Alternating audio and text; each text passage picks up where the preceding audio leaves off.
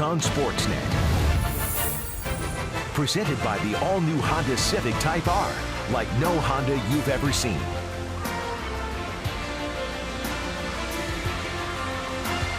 It is Aaron Sanchez bobblehead day at Rogers Center, the final day of the first half before the All-Star break. Blue Jays trying to win the series against the Astros. They're up 2-1.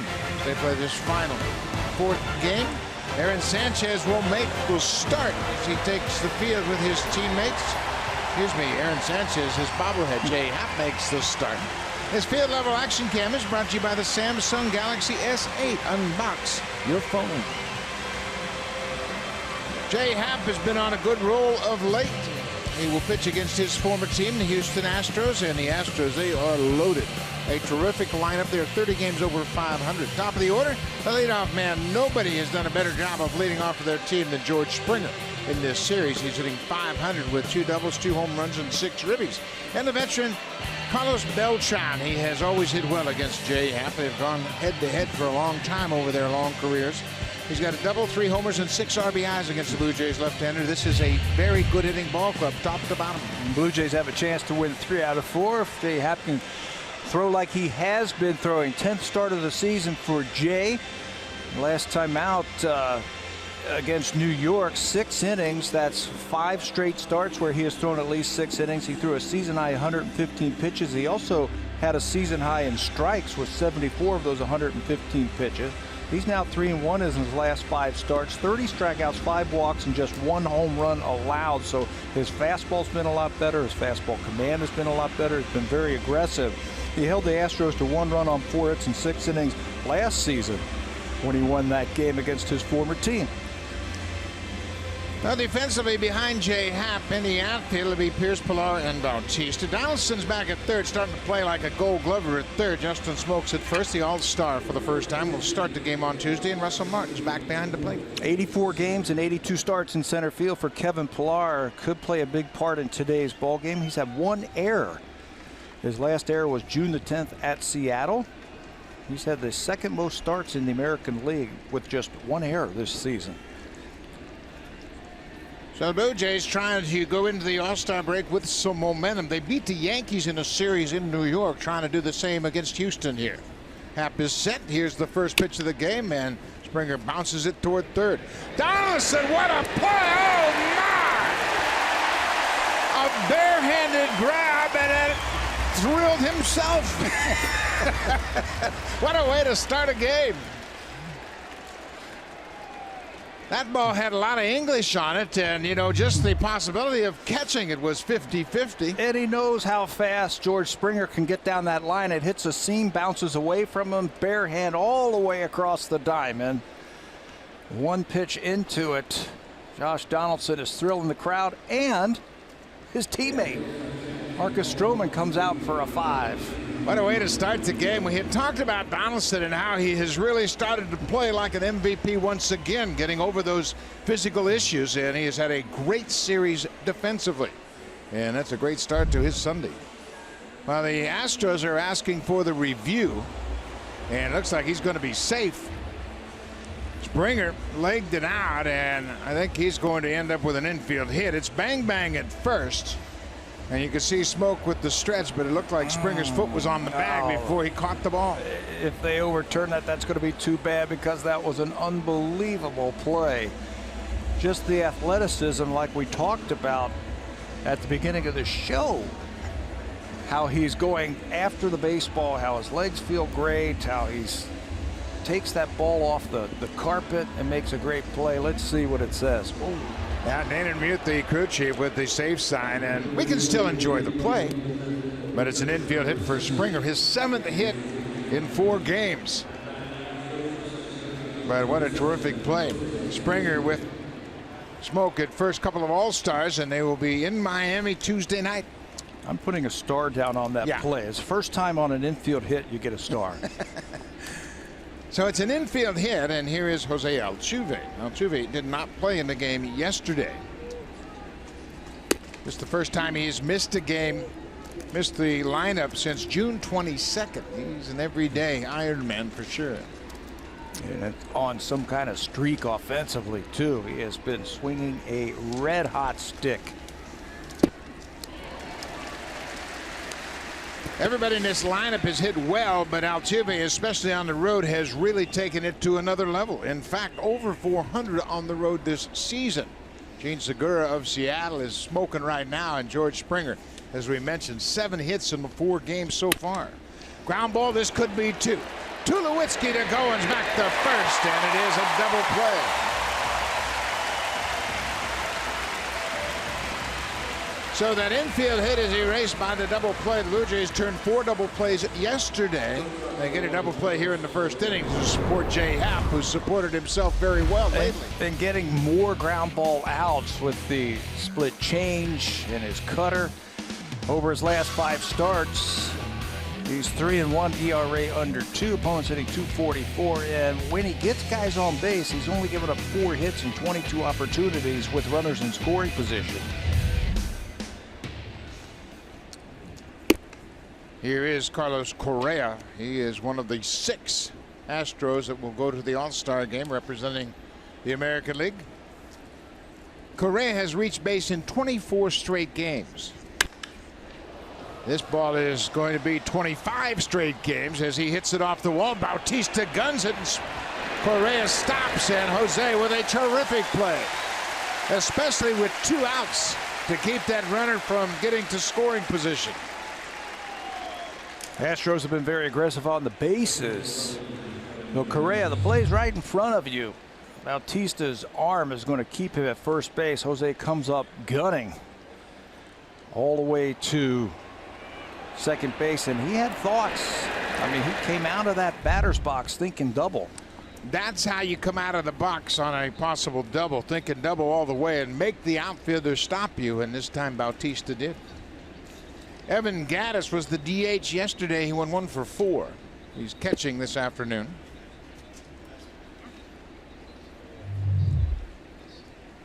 Carlos Correa, he knows Jose Bautista and said, okay, great play. You got me this time. And Jose says, go ahead and run.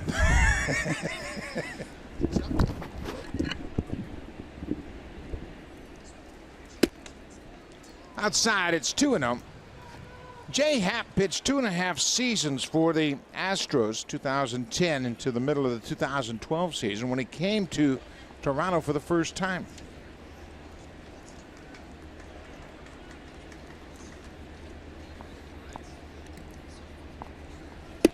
In Houston, they call it the big 10-player mega deal that he was sent over here.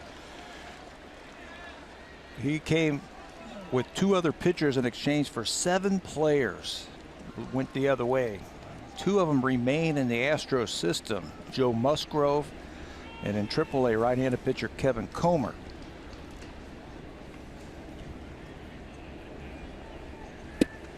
There's a strike. It's now 3-1. Brandon Lyon came along with Jay Happ. David Carpenter as well, and they have a situation where Happ came over and worked out of the pen for a while, but boy, has he been a good acquisition, and he was traded away, and the Blue Jays re-signed him.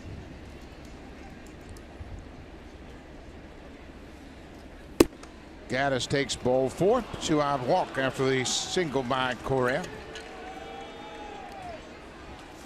Happ just doesn't walk many batters. He has been zeroed in lately, and I think that's the biggest thing for Jay, is the elbow robbed him of his command. He had 2 walks in 6 innings last time out against the Yankees.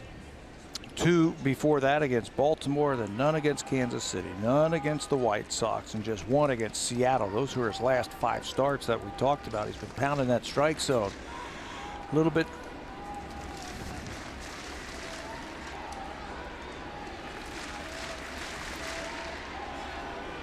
There is Marwin Gonzalez, who has had a good series. Switch hitter batting right-handed against Happ.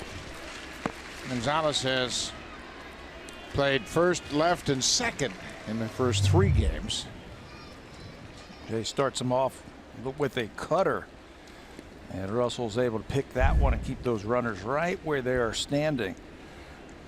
Tried to pitch away from the Gattis power. Now he's got to deal with the switch hitter Gonzalez, who's having a heck of a year, 16 and 52. He's homered twice in this series. He hit a home run in his first at bat back on Thursday night against Francisco Liriano. And then he homered yesterday in the 9th inning with 2 outs against Joe Biagini, batting left-handed.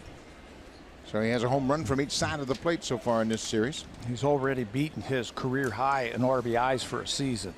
I think to win, you have to have great players, but those great players have to have career years, and I think this is one of them right here. Again, halfway through the season, he already has his career high in RBI. Strike 2, good fastball. It's 1-2 now.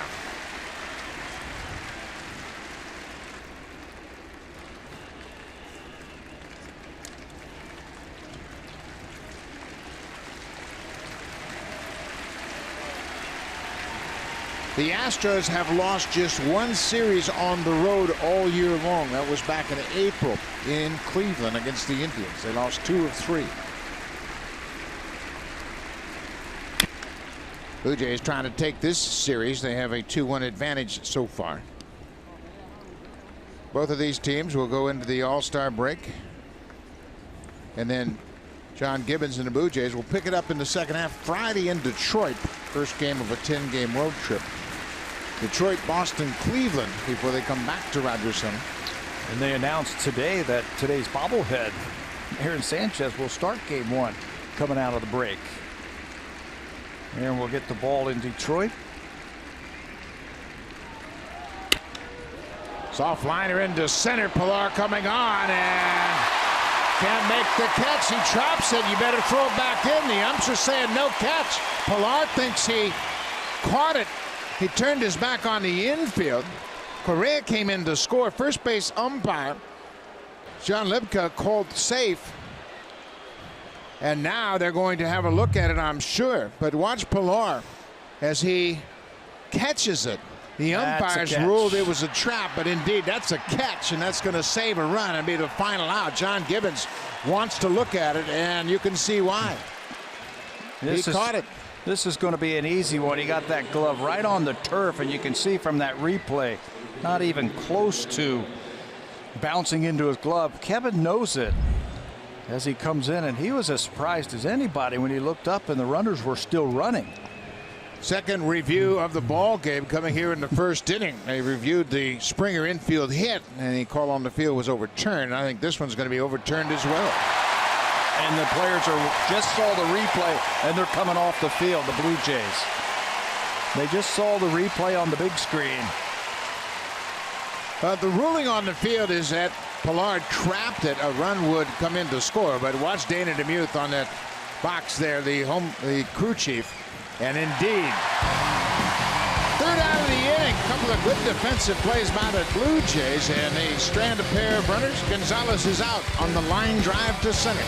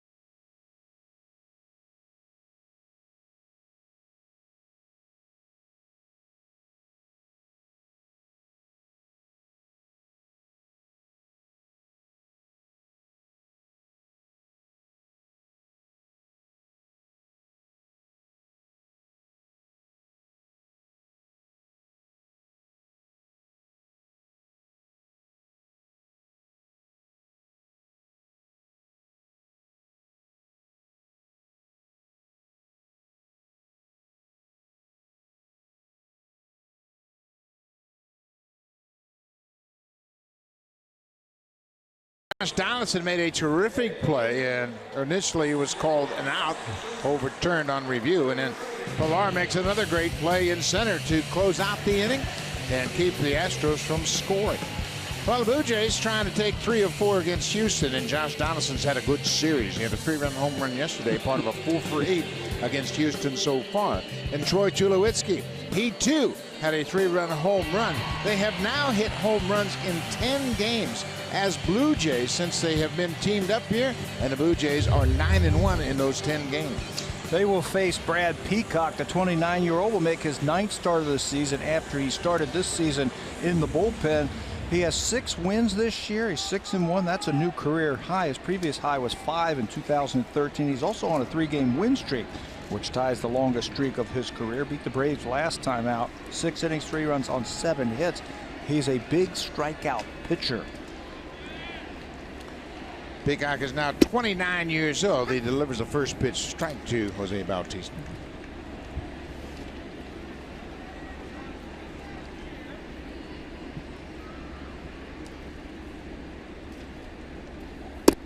Blue Jays didn't get anything going against the starter Mike Fiers yesterday. He threw 4 innings of no-hit ball, and then they got back at him. Originally, the Tulowitzki hit in the 4th inning was ruled an error. It was later changed. Russell Martin had the first hit of the ballgame off Fiers in the 5th inning. They were rapping on the door early because of his wildness. He walks a couple of batters in the 1st inning, a couple more in the 3rd inning. Blue Jays couldn't come up with a hit until that Martin base hit. Bautista called out on strikes, a fastball or hard breaking ball down and away, and you can see he didn't necessarily agree with Carlos Torres. So there's 1 away as Peacock continues to rack up the strikeouts. He's fanned 7 batters in 4 consecutive starts, in 7 of his 8 starts overall with that good slider. It's a hard breaking ball that just catches the front corner of the plate. 1 out. We mentioned Peacock, 29 years old, originally drafted and signed with the Nationals. He was a late round pick. Martin goes after the first pitch, bounces it to 3rd. Bregman throws him out. 2 away. Defensively, the Astros, they've got some interchangeable parts. They move people all over the diamond. Marwin Gonzalez is back in left field today. Marisnick, a terrific outfielder in center. On the corners is Bregman and Gurriel. Evan Gattis has split the 4-game series with Brian McCann. And at shortstop, new superstar at one of the positions, one of the deepest positions in all of baseball. Carlos Correa is just 22 years old. It's a good one. He's already had 60 home runs in his career. That is the franchise record for a shortstop already, and he's just getting started. Here is Josh Donaldson. 4 for 8 with a homer in this series. He's got 5 ribbies. He's also walked 5 times. You know, Pat, everybody discounts the impact of those base on balls, but as he has gotten more base on balls, the hits are starting to come around too. It means he's seeing the ball just a little bit more. In his big seasons with the Blue Jays, his first 2 seasons, he has had a high on base percentage thanks to a lot of walks. And when you get a lot of walks, you're seeing the ball and he's starting to hit the ball. Donaldson and the starter for Houston, Brad Peacock, were teammates in 2012 in AAA with Oakland. At that time, Donaldson was a catcher, so he may have caught Peacock a time or 2. Josh came up to the big leagues for the first time as a 24-year-old in 2010 and made his big league debut right here in Toronto. Stay hot, Josh. A first inning single for Donaldson. He got that breaking ball and rips it into left. So that'll bring the All-Star to the plate, Justin Smoak. Smokey has had some first half to his season. 2 All-Stars for the Blue Jays. Justin Smoak will start at first base. Roberto Osuna has been added to the team to work out of the bullpen, and they've both had All-Star caliber seasons. They got their All-Star jerseys before today's game presented to them. What a first half for both of those players. Breaking ball bounced into dirt for a ball. Smoke 294, 13 doubles, a triple, and 23 home runs, a new career high in home runs. inching closer and closer to his career high in RBIs first season. That was 59. He has faced Peacock 10 times, and he's had 3 hits against him. Boy, he just missed that one. That ball is carrying out to right, but he got underneath it and just pops it up. A high fly ball for the final out of the inning. So both clubs got a couple of hits in the inning, and they strand base runners. No score after an inning.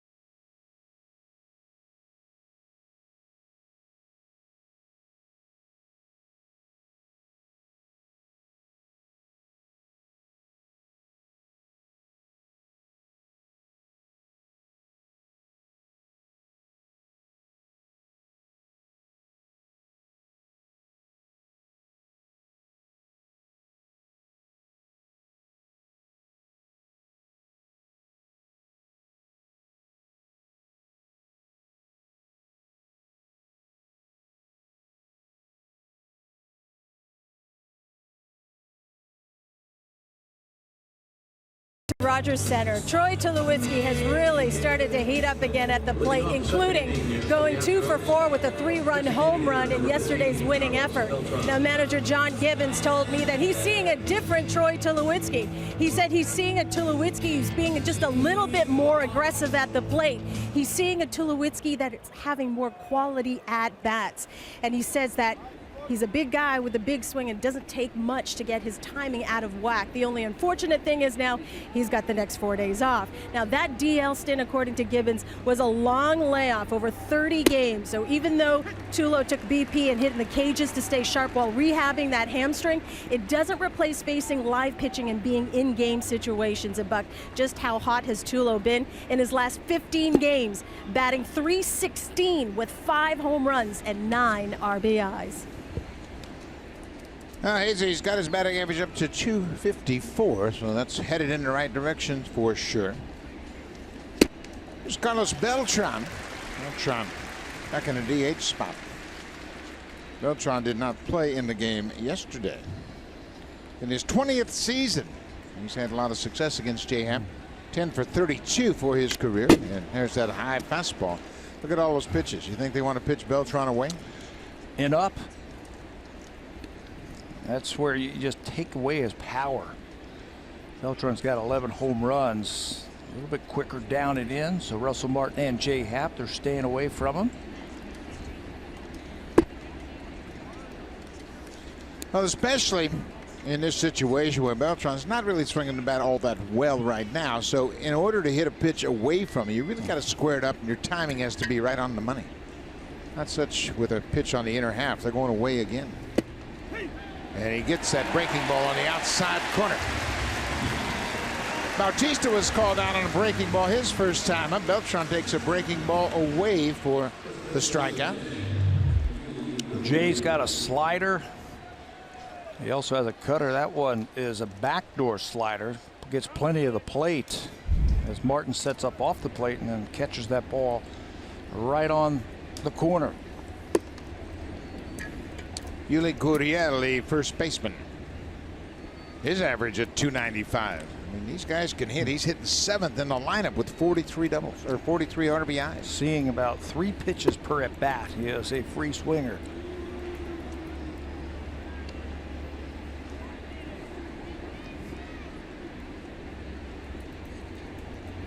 .12 for his last 25.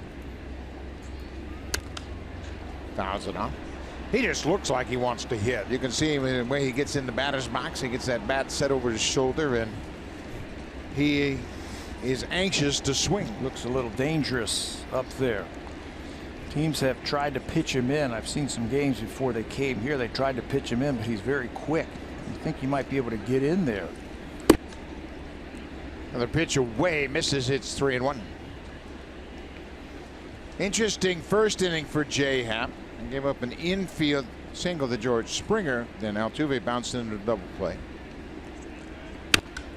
There's a drive to left field as Pierce is there, and it's gone. Gurriel with his 11th home run. It was a breaking ball on a 3-1 pitch, and he hit it into the Blue Jays bullpen in left. That's why they wanted to stay away from it. He wanted a carbon copy of the pitch he struck Beltran out with, but it stayed a little bit too close to the middle of the plate. Gurriel with home run number 11. Trying to backdoor that breaking ball and stay away from his power. You can see where Russell Martin is set up, and it stays in the middle of the plate, and he knocks it out of here. The Astros failed to score at least 3 runs in a game for the first time since June 16th yesterday. First time since June 16th. That's how good the pitching was on the Blue Jays side yesterday. Alex Bregman goes after that fastball and rips it to left. He's headed for second. Pierce's throw is not in time. Another double for the Astros. That's 46 straight games with a double. That is a team record. Previous record was 38.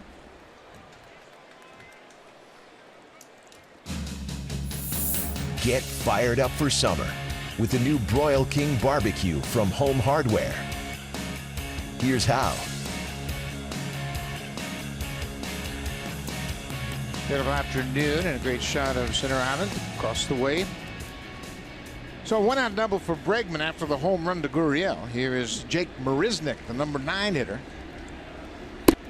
They mentioned the previous record of consecutive games with a double for the Astros with 38 games. That was back in 1977. So they have shattered that mark. They have now hit doubles in 46 straight games. I think they're going to shatter a lot of team marks this year the way that they have been swinging. That Bregman, he's a doubles machine. 7 of his last 9 hits have been doubles now. 21 doubles go along with 8 homers and a triple. Good looking player.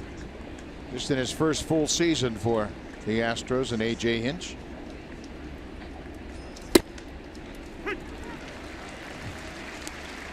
Houston has been on a roll looking for their 60th win this afternoon, and over their last 40 games. Those are team numbers. Team is at 313. And they've scored 271 runs over their last 40 games.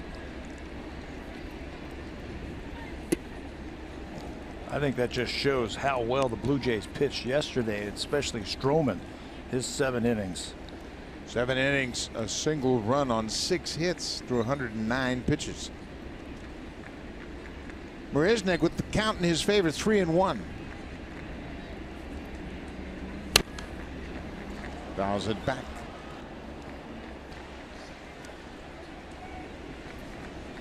Leadoff man George Springer had an infield hit, but it took a video review before they overturned the call. Initially, he was called out on a terrific play by Josh Donaldson, but that was overturned.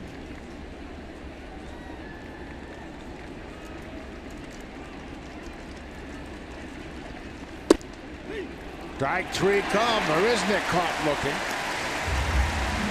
Second strikeout for Happ. All 3 strikeouts in the game so far have been called strike 3s. Thought this one was low, maybe inside, but it's right there.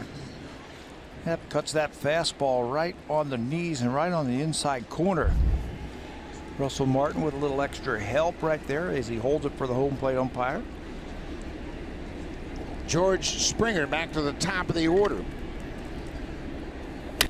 He goes after the first pitch. Oh, Donaldson takes a hit away but throws it away.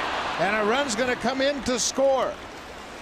Donaldson with a terrific grab. In an effort to get Springer, who runs well, he airmailed Smoke at first, and Bregman comes in to score. Wow. That's 2 straight plays by Donaldson against Springer where it looks like he had taken a hit away from him. This time, ball going into the outfield, full extension, robs him. He knows he's got to hurry with the speed, so he can't get his legs properly underneath him. The ball sails on him. It'll go as an infield hit for Springer as Donaldson makes another athletic play. But the Astros are going to score a run. Altuve goes after the first pitch and hits it high and deep to right, and this one is gone. Jose Altuve, a 2-run home run on the first pitch from J.M. Second home run of the inning. And the Astros have taken a 4-0 lead. For Altuve, that's his 13th. 2 ribbies, he now has 49. This guy has had 3 hits in 4 straight games. That's hit number 1 this afternoon.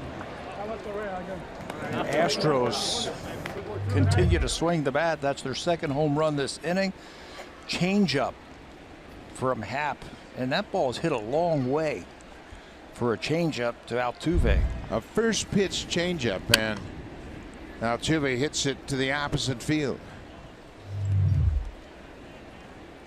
He has got some pop in that bat. He might not be a big guy, but he's got some pop as he bangs it off that back wall in the bullpen.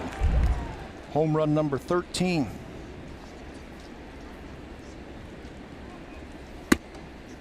Carlos Correa with a 1-ball, 1-strike count. Altuve now with 49 RBIs. Springer has 61. Altuve 49. Correa 60. Marwin Gonzalez has 52, and there's another one going out. Back-to-back home runs for the Astros. 3rd home run of the inning.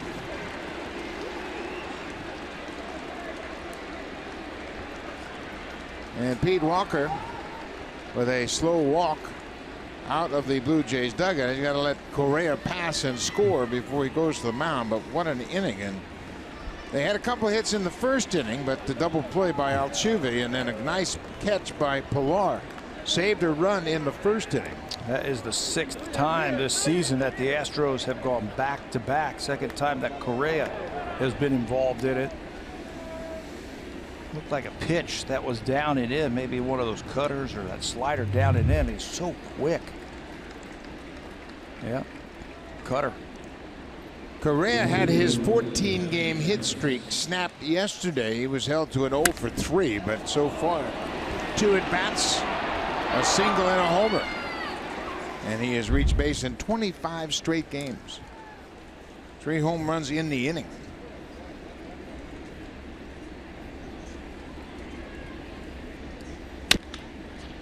Gaddis goes after the first pitch. Donaldson ranging to his left, and that's the 3rd out of the inning. But Houston scores 5 runs on 4 hits and pound out 3 home runs in the 2nd.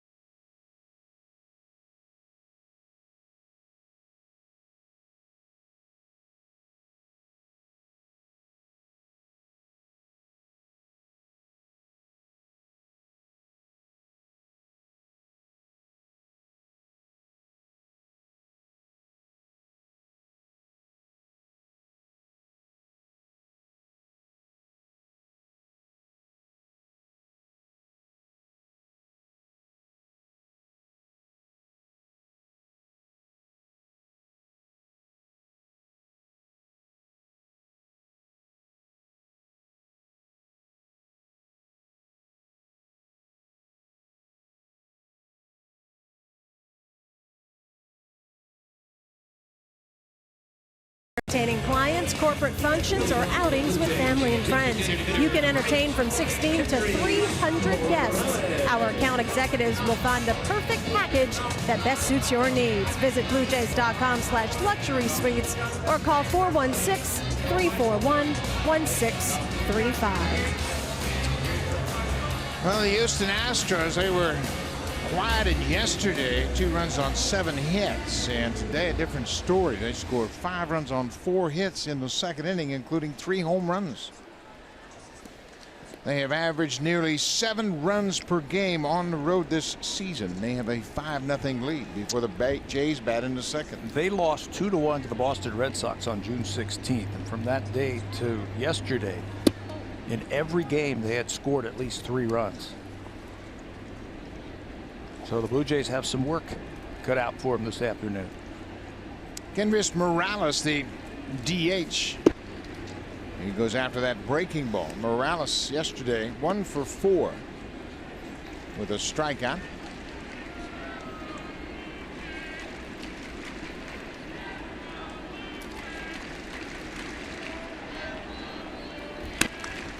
Another breaking ball. Well, he has gotten a steady diet of breaking balls lately. High fastballs, low breaking balls, just changing his eye level all the time and changing the speed at which the pitch comes in there. Kendrys from the left side has a lot of movement in his swings. Hands start high, got a leg kick. So they've been trying to change that up by throwing high fastballs and slow breaking balls.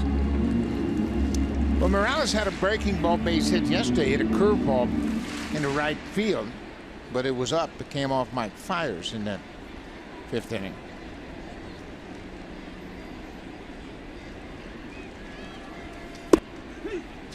Another called strike 3. Morales caught looking at the fastball. All 4 of the strikeouts, 2 for Happ, 2 for Peacock, have been called strike 3s.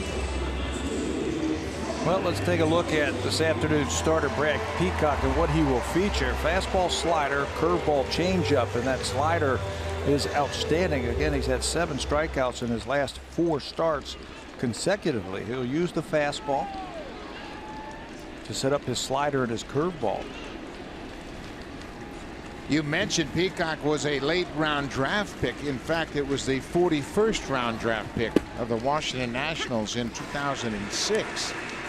He was a draft and follow guy. He didn't sign until May the next year, right before the 2007 draft. 41st. That's right, 41st round.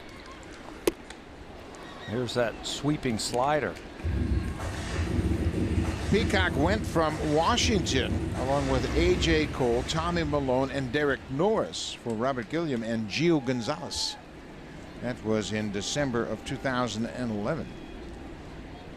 So he went from Washington to Oakland, but never pitched in the big leagues with Oakland. It's another slider. In February of 2013, he was traded to Houston along with Chris Carter and Max Stassi for Jed Lowry and Fernando Rodriguez, the reliever. So he and Donaldson were teammates in AAA with Oakland, but Peacock never got to the big leagues with the A's. And he has started, he has pitched out of the pen for the last couple of seasons, up and down from the minor leagues. Tulowitzki hits it in the air to right. Springer is there, 1 away. 2 outs, I'm sorry, 2 away. Super Slow-Mo Cam. Brought to you by the Samsung QLED, the next innovation in TV.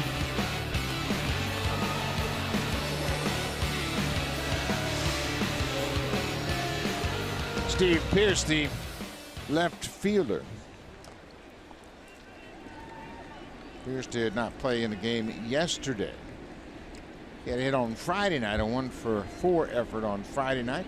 He was 1 for 3 on Thursday in the opener of this 4-game series.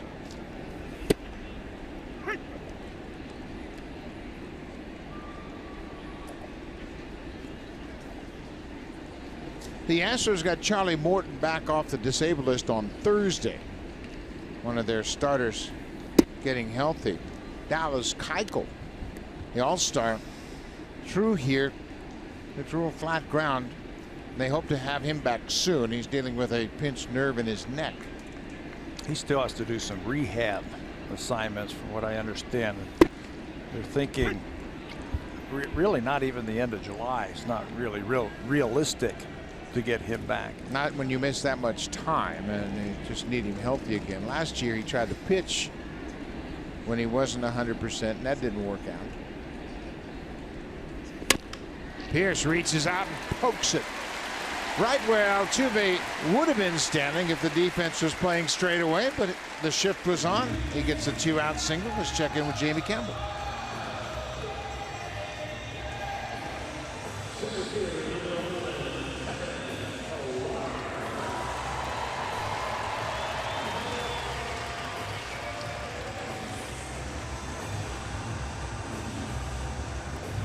Jamie, I think you're safe with that. I would assume, too, that John Lester's never given up 10 runs in the first inning. Boy, what a season the Cubs have gone through. 43-44 at the start of play today. They trail the Brewers by 4.5 games. And I don't think anybody saw this coming after winning the World Series. Did you see the quote from Theo Epstein also about their team? He said, you know what? Jumpstart's not going to come from outside the organization. We're not making any trades. It's got to come from the guys within this club and within this clubhouse. Tell you what, you better not let those Cubs hang around like they're doing, because they could get hot. They could get hot, but as we mentioned at the break, they are 4.5 back, and certainly that's not an insurmountable lead, but it's been a surprise for sure. Yeah, no one saw that they'd be under 500. They've only hit .238 as a team.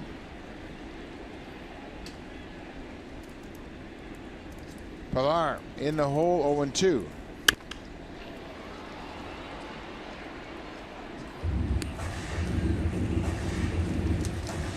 The Milwaukee Brewers, they have the lead in that division, and they are in New York to wrap up the series with the Yankees. Jimmy Nelson against Masahiro Tanaka. That's the pitching matchup, and the Yankees trying to win back-to-back games for the first time since June 12th. They're not off to a good start today. They jumped on Tanaka early. 4-0 Milwaukee. Got 3 in the first, 1 in the second. Travis Shaw doing the damage again in the first inning. And how about Stephen Vogt? He had a home run as well. Solo shot in the second. Bouncing ball, Bregman to his left just in time for the force out. That ends the inning. The Blue Jays get a 2-out single and leave a runner after 2. Houston with a 5-run lead.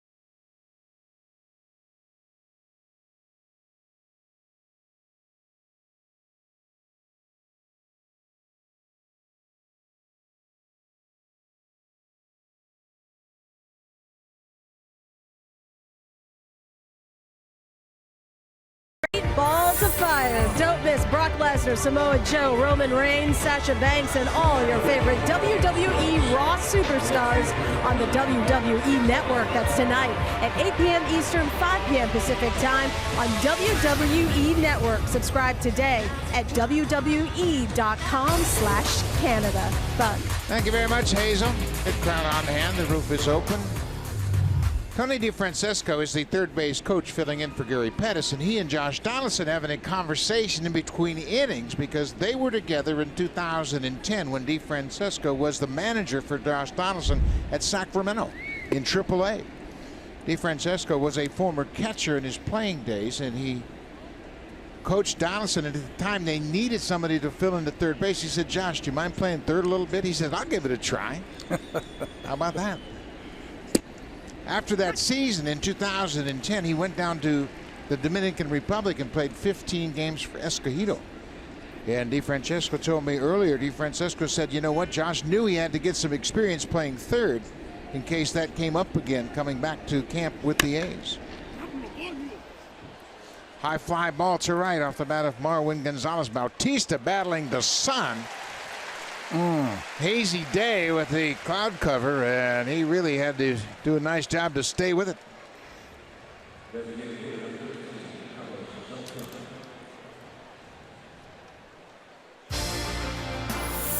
The Honda Checkered Flag event is back. It's the best time to find a Honda you'll love.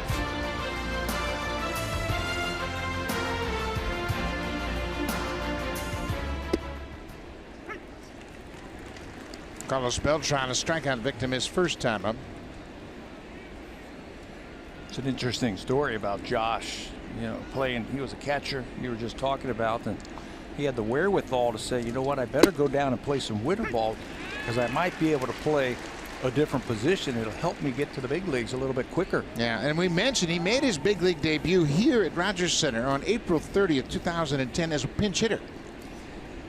The next day he started as the catcher and hit his first big league home run. Dana Evelyn. I love those kind of stories. But you've seen it over the years, all the players who go to different positions to help them get to the big leagues or help them become a major league player. How about Mickey Mantle? Hey, Mickey, you can't play shortstop. Go to the outfield. That worked out, didn't it? It sure did. There's another Yankee that had the same path, and it was Bobby Mercer, who too was a shortstop, and he eventually took over for Mickey Mantle in center. Yuli Gurriel got things started with a home run his last time up. One of 3 home runs the Astros hit in the second.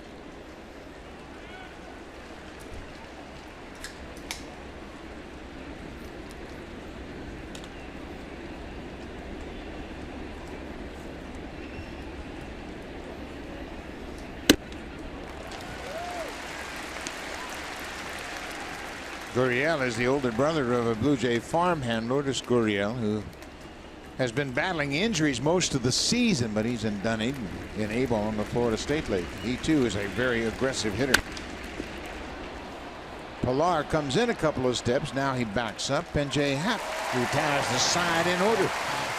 So Happ gets Gonzalez, Beltran, and Gurriel 3 up, 3 down, no problem. Goins, Bautista, and Martin will hit for the Blue Jays when we come back.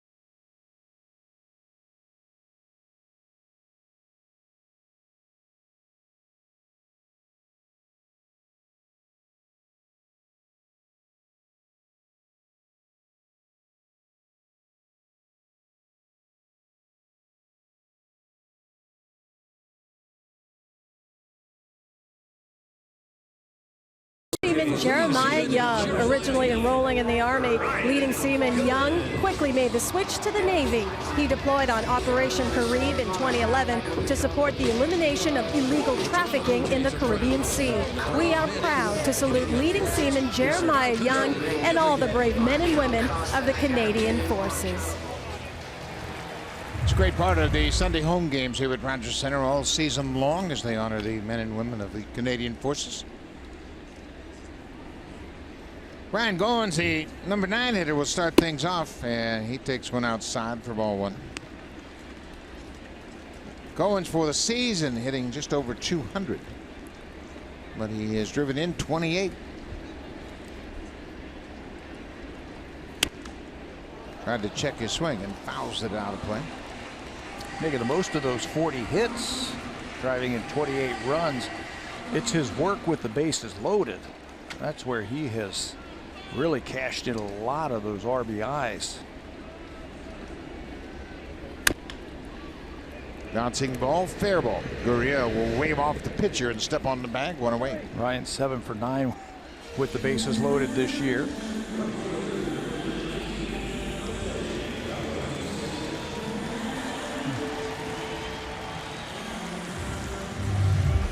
Fastballs away, breaking balls in. They just can't get the barrel quick enough through the zone. That is right down the line. That's a beautiful camera shot right there. It's one of the best, and that is the vantage point the manager John Gibbons has from his seat in the dugout, looking right at that first base line.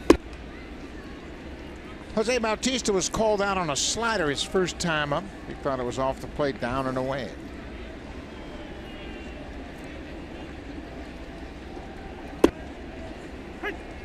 That's a very interesting slider. It's kind of breaks sideways, but doesn't have a lot of depth to it. But it's a very good breaking ball that he has commanded very well. He's got 2 different breaking balls. That sweeping slider can also throw a curveball and then sinks the ball in on righties.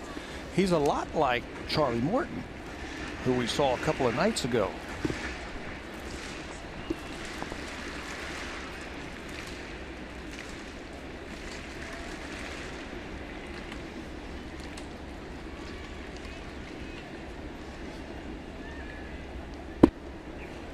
Went back to the slider, no swing, according to the first base umpire, John Libka. 2-2 to Bautista with 1 out. Blue Jays trying to get back in this game. Houston scored 5 runs on 4 hits, 3 home runs in the 2nd inning. Bregman takes it on a short hop, fires to first, 2 away. Second with Jamie Campbell. He's got an update.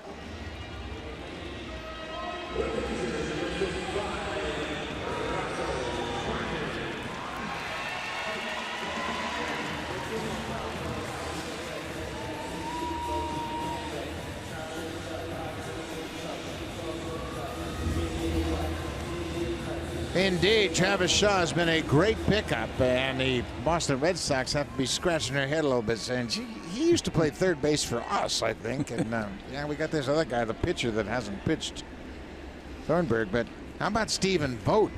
Vogt had a solo home run in the 2nd off Tanaka. He's playing in his 9th game since the Brewers picked him up. He's got 4 home runs. Good pickup. Good for Stephen Vogt. He was really, really disappointed that Oakland chose to let him go. One team's trash is another team's treasure. One of those kind of things. Oakland let him go really for no reason. They're starting an overhaul, I guess. They're starting over again out there, but giving away a veteran player. Yeah, he was a very good presence on that team, and you know, his career has been a really checkered up and down career. Martin takes a strike. It's 1-2. Stephen Vogt began his career with Tampa Bay in 2012. He went 0 for 25 to start his big league career. 0 for 25 for the season. That was it. He's been an all-star. Just let him go, and Milwaukee cashes in. One of those subtle pickups as you bring in a left-handed hitting catcher that's got postseason experience. 2-2 to Russell Martin. Martin grounded out his first time up.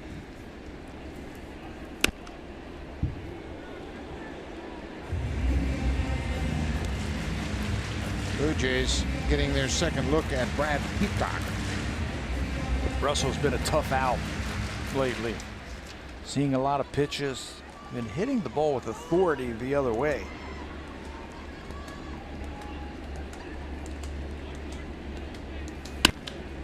Ground ball through the hole on the left side, and Correa was shaded up the middle a bit. They didn't expect Martin to pull it, but he pulls it past the shortstop. Such a tough out. If you pitch him away, hits the ball hard to right field. You try to sneak one inside. He's able to pull it through the hole. I think they wanted to go away, but it leaks back over, and Russell has his first hit of the afternoon. For Martin, he's now 9 for his last 20 over his last 5 games, hitting over 400. Josh Donaldson singled his first time up. He's got 5 hits in the series. He's 5 for 9 with a homer.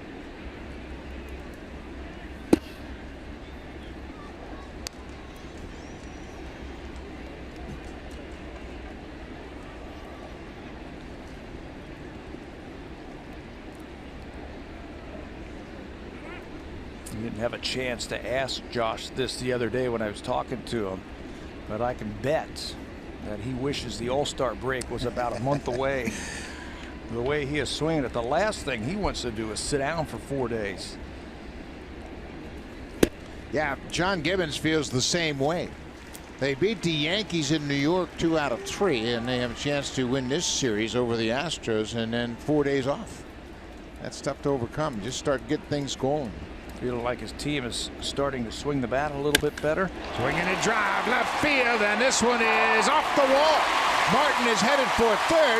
Donaldson headed for second. You better hurry. He is safe. A terrific slide by Donaldson. Altuve with the tag, and now the Astros are going to check with their replay room, see if they want to ask for the appeal. Second hit for Donaldson, and they want to look at it. It was bang bang at second, so Donaldson has his second hit. He is all over this. Marwin Gonzalez, playing his third position in 4 days, throws a strike to second base. Does he avoid the tag? Tough to tell on that angle right there. Josh is going to show him the left arm and then try to pull it back. This is the third review we've had already. The Astros have left the field. They're standing in a group in foul territory in front of their dugout. And Donaldson slid to the outside of the base. And how about the throw by Gonzalez? Yeah, what a player he has become. One hop right to the inside part. Altuve throws the glove down. It looked like he got him in the elbow before he got to the base. Terrific tag by Altuve. And right away, Altuve says, got to take a look at this one. So Gonzalez says, I think I threw you out, Josh. No, you didn't. I avoided the tag. Nice try, though. Looked like he was just trying to slide in with that left hand and then pull it back and then grab the bag with the right hand, but he was on top of the bag. And now Dana DeMuth has it, and indeed Donaldson is out. That ends the inning. Donaldson out trying to advance, so the Blue Jays have a runner thrown out to end the inning. Marwin Gonzalez picks up his first outfield assist from left field.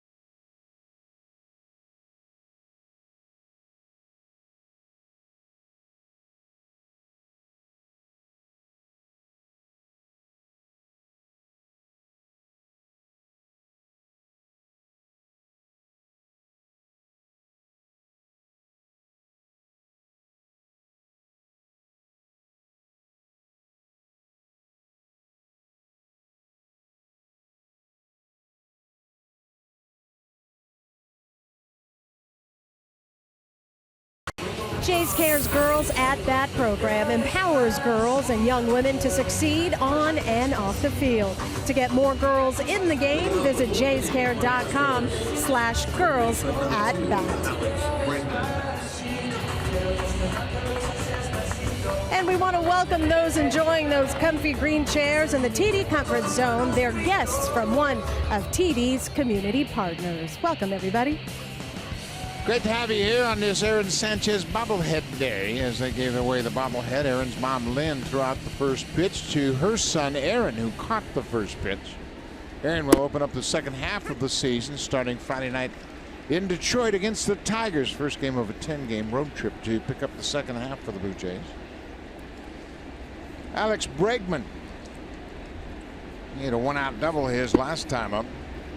His 21st double of the season, and that double extended the record streak of the Astros. They have now doubled in 46 consecutive games.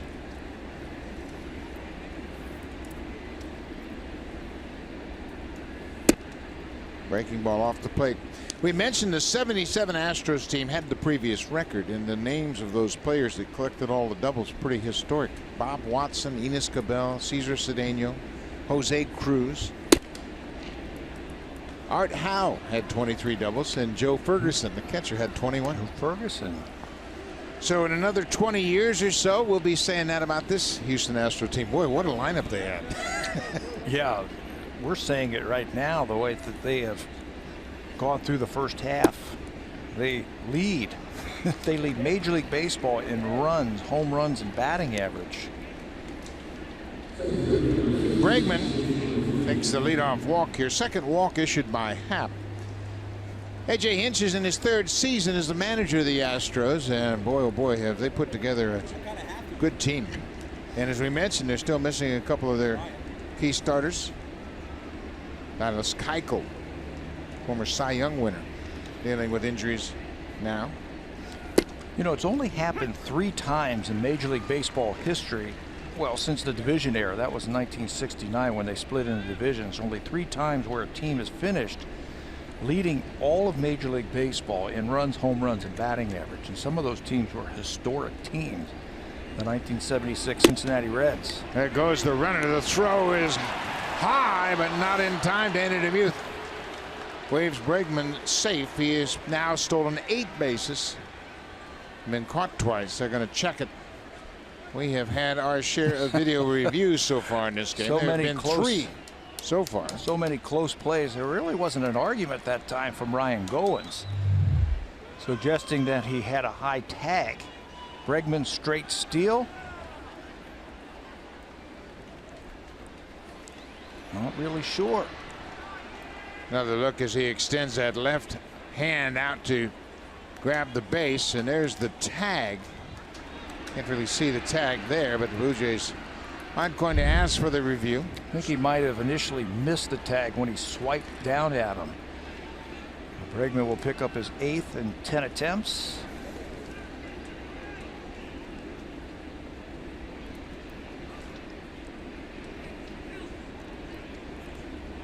Marisnick with a 1-ball, 1-strike count.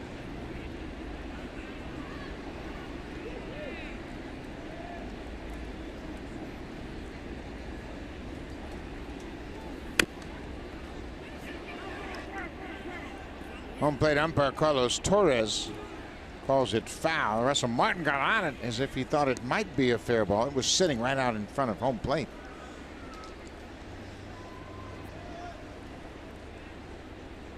Marisnick, the number 9 hitter. You see the top of the heap in the American League. A.J. Hinch's Astros are 30 games over 500. 9 more wins than the Red Sox. Cleveland's starting to heat it up. The Yankees have gone through a real rough stretch. They've lost 17 of the last 24 games. You know, that doesn't mean that they are winning because they're just hitting. Yes, they are hitting some of these historical numbers like we were talking, but they're also 3rd in the American League in pitching in terms of earned run average. Their team ERA is under 4. And they've got a pretty good bullpen. Now it's a full count to the number 9 hitter, George Springer. Waits on deck. He's been on base twice already. Was robbed of a base hit in the second his last time up. Donaldson snared a hot shot headed for left and then made a high throw at first. Donaldson looks the runner back at second, throws to Smoke. Marisnick's retired.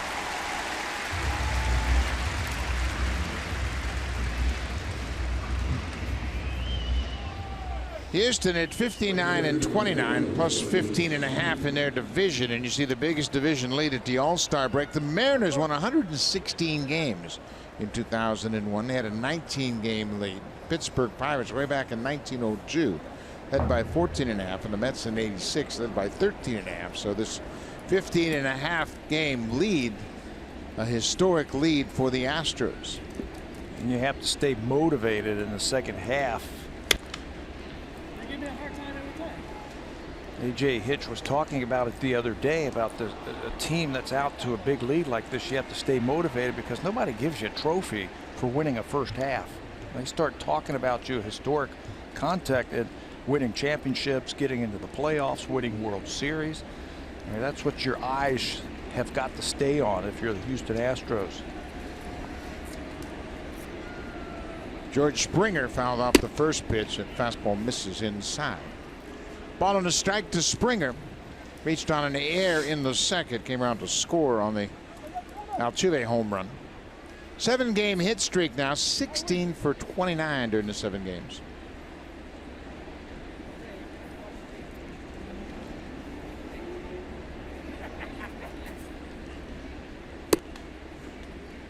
They have talked often about the top 3 hitters on various teams around baseball, and Houston has been judged to have the top trio of hitters on their team: George Springer, Jose Altuve, and Carlos Correa. Pretty good 1, 2, 3 in the batting order. He likes Springer in that leadoff spot because he goes, I like those extra at bats going to my better hitters. I just got 1 more year left. Springer and Altuve, those top 2 spots in the batting order, come around that extra time in the 9th inning, so he wants his best hitters up there. And Altuve hit a home run his last time up. 3-1 to Springer. Now it's a full count. That changeup had late movement. He talks a lot more than you. Yes, but he talks a lot.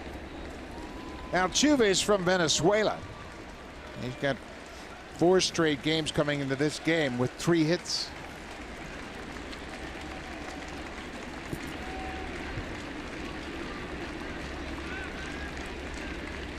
Full count, 1 out. Bregman at second base. Springer reached for it and fouls it off.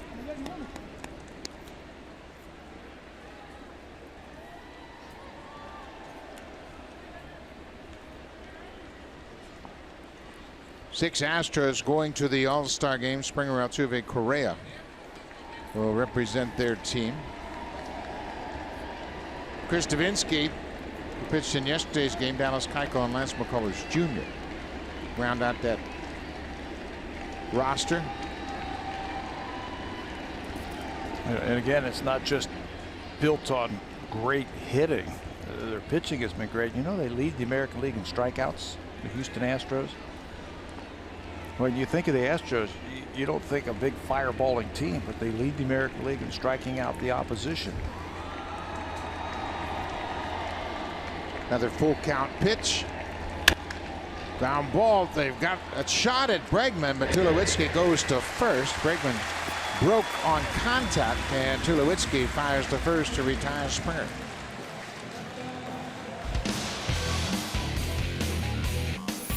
This 4K broadcast is brought to you by Samsung QLED TV. Experience Canada's team in all the colors of the game with the next innovation in TV.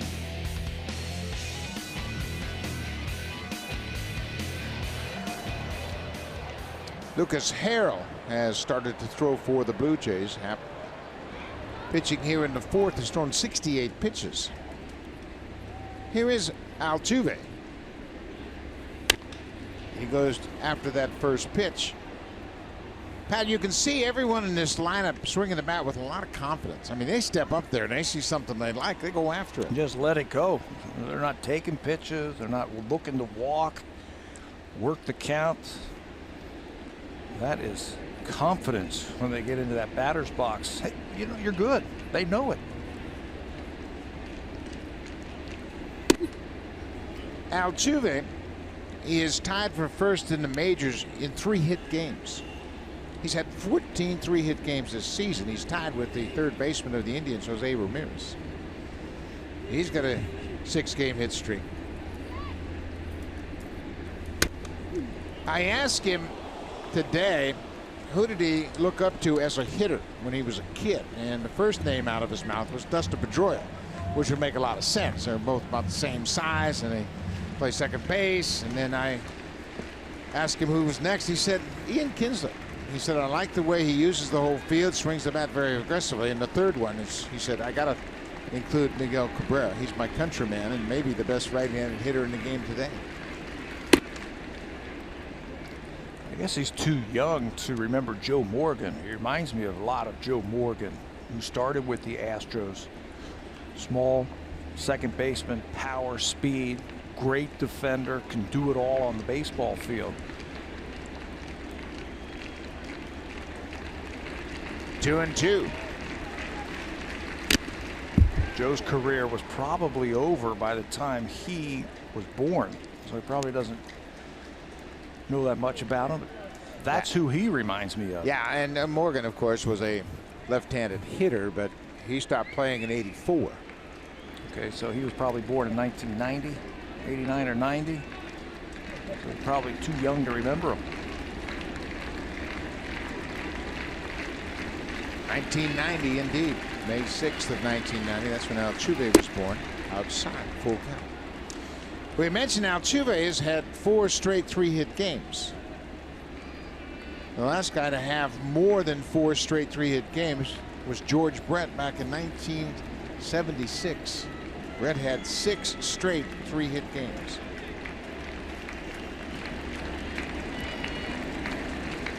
Full count, 2 outs. Bregman at third base. Altuve walks. That's the 3rd walk issued by Jay Happ.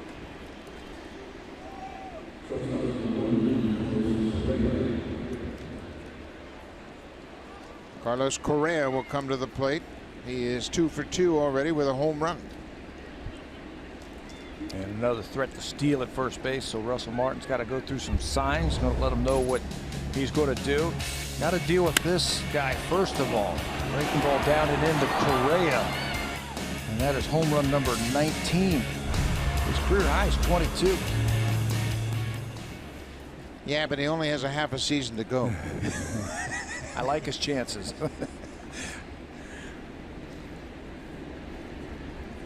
2 outs, runners at the corners. Bouncing ball through the hole on the right side. Goins has no play. Boy, you talk about a full all-around hitter. Correa saw that big hole on the right side of the infield and just slapped the ball to right. Goins made a diving catch but had no play on Correa, who's 3 for 3. That was totally by design. He saw that the Blue Jays were holding that runner on. It's an easy hit to the right side. Watch how he slows his bat down, inside outs it. The hands go first, the barrel follows, and he almost gets it by Goins, but it will be a base hit. The Super Slow-Mo, brought to you by the Samsung QLED, the next innovation in TV. So Correa in 4 innings has gone 3 for 3. He's homered and driven in 2. Just punctuating a terrific first half to his season. Evan Gattis, the catcher, walked and grounded out.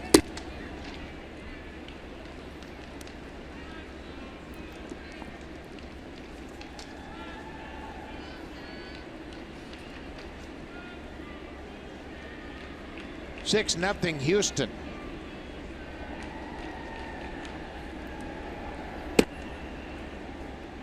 Two 2-0. Happ had been on such a great run over his previous 5 starts. Command wasn't an issue. He was lights out with all of his pitches. Today has been a bit of a different story. Hasn't been able to throw his fastball really where he wants to against this team.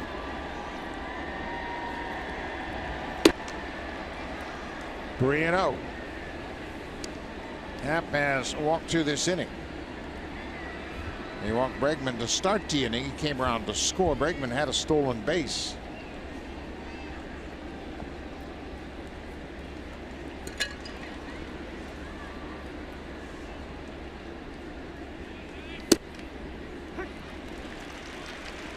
Three and 1 now.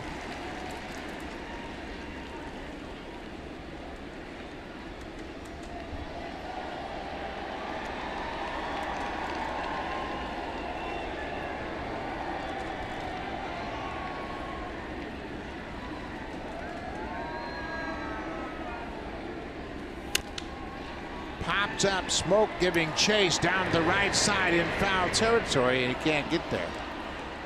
That ball just hit in no man's land and bounced out of play. With 2 RBIs, Correa has taken the team lead in runs batted in for Houston. He has 62, 1 more than George Springer. They lead in runs, home runs, RBIs, batting average. This is all in Major League Baseball. And they got some big numbers up there. They've got a couple of players with 60 RBIs. Correa with 3 hits has bounced his average up to 324. Full count. The runners will be off on the pitch. There they go. Fly ball into center. Pilar has a beat on it, and that'll end the inning. But Houston gets another run in the 4th. They're taking a 6-0 lead.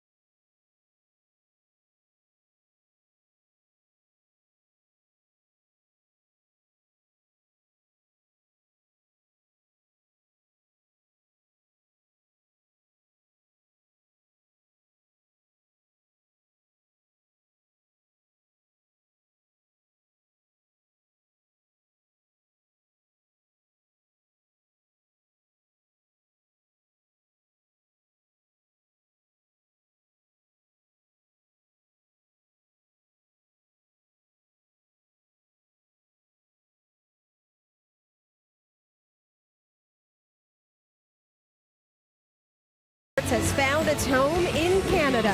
Hosts O.J. Borg and Jason Kaplan bring you highlights, recaps, and player profiles.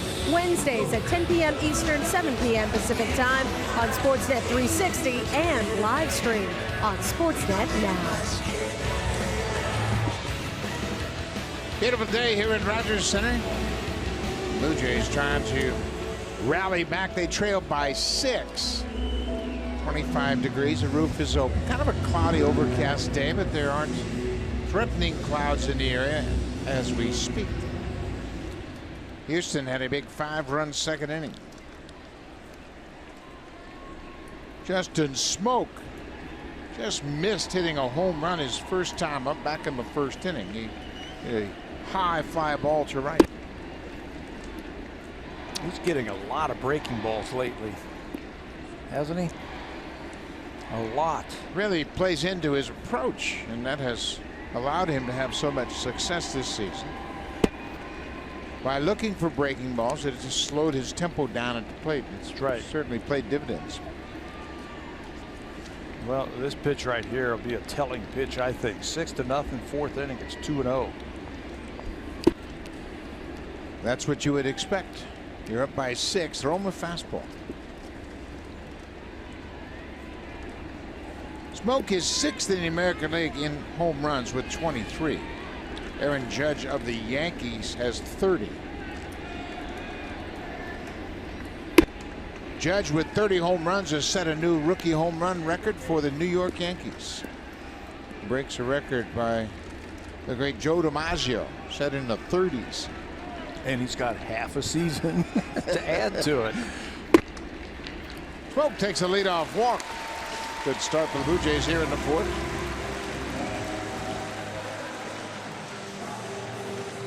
Take a look at the home run leaders in the majors. How about Aaron Judge with 30? George Springer, 27 home runs as he had a 2-homer game here on Friday. Joey Votto from Toronto with 26 home runs. Mike Moustakas of the Royals, 25, and All-Star Cody Bellinger with 25. Bellinger had a home run yesterday, but had a walk-off walk in the 10th inning for the Dodgers' 60th win. And he got a powder shower at the end of the game. We were talking about those numbers before the game, and 26 home runs used to be a full season, a good season. 30 home runs was a good full season. High fly ball to left. Marwin Gonzalez jogs in a couple of steps, makes the catch, one away.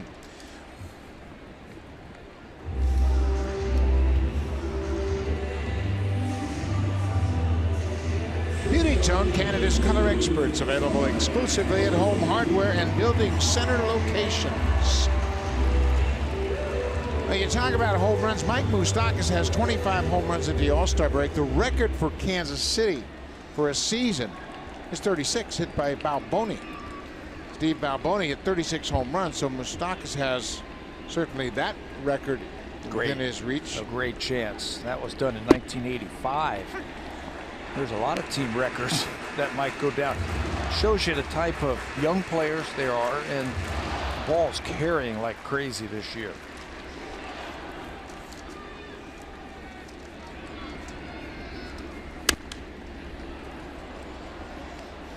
At the All-Star game, when they added the 7 extra players because of pitchers starting and some injuries, there are now 33 players 27 years or younger in the All-Star game.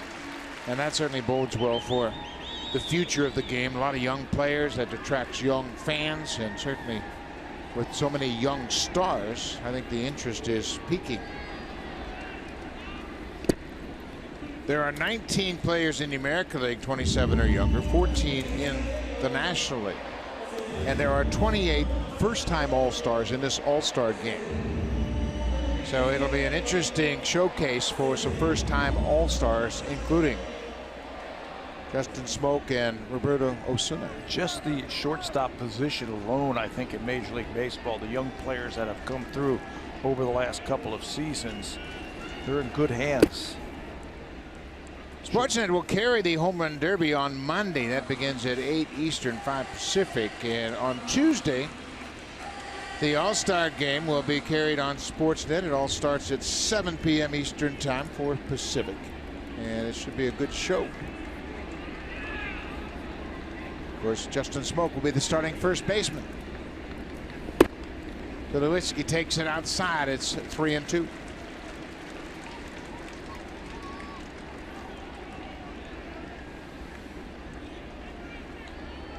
Steve Pearce had a base hit his first time up. He'll bat next if Tulowitzki can reach. Fouls it off.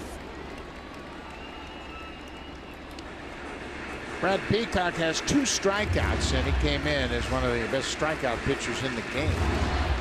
He leads all Major League starters in strikeouts per 9 innings. I mean, more than Chris Sale. Chris Sale's having an unbelievable season. Max Scherzer, same way. He leads them in strikeout per 9 inning. Wow, that's a tough one. Looked like a pretty good pitch, but the Blue Jays have the call go in their favor. 2 walks in the inning now. Tulowitzki laid off that slider. Jay Hinch a little concerned about that pitch. Looked like a pretty good pitch. 2 walks, 1 out for Steve Pearce. You know, the Blue Jays lead heavily on the home run, and Brad Peacock has allowed just 1 home run this year. That's the best ratio per 9 innings in the majors. Leave that up at Texas. If Blue Jays are going to get back into the game, this would be a good place to start with a home run. A couple of runners on board. Via walks.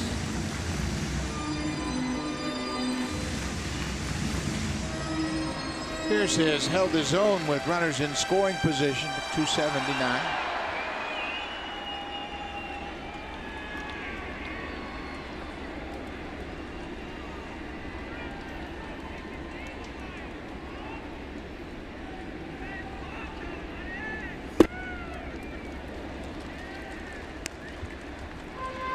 Pierce last homered on Canada Day in a 7-1 loss. It was the only run for the Blue Jays.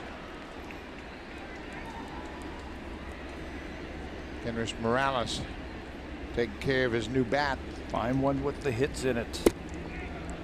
The Blue Jays starting to lay off that slider down and away. 2-1. Pierce had a base hit through the vacated spot at second as they were playing him in the shift. Now with runners at first and second, they are more straight away. Just foul. Pierce missed an extra base hit by inches down the left field line. Quick on the inner half. He tries to throw that fastball in there. Steve's able to pull his hands in, get the barrel through, and he misses it by about 3 feet. That's extra bases and at least 1 run for the Blue Jays. Pierce has been swinging the bat a little bit better since coming back off the disabled list. 2-2 now.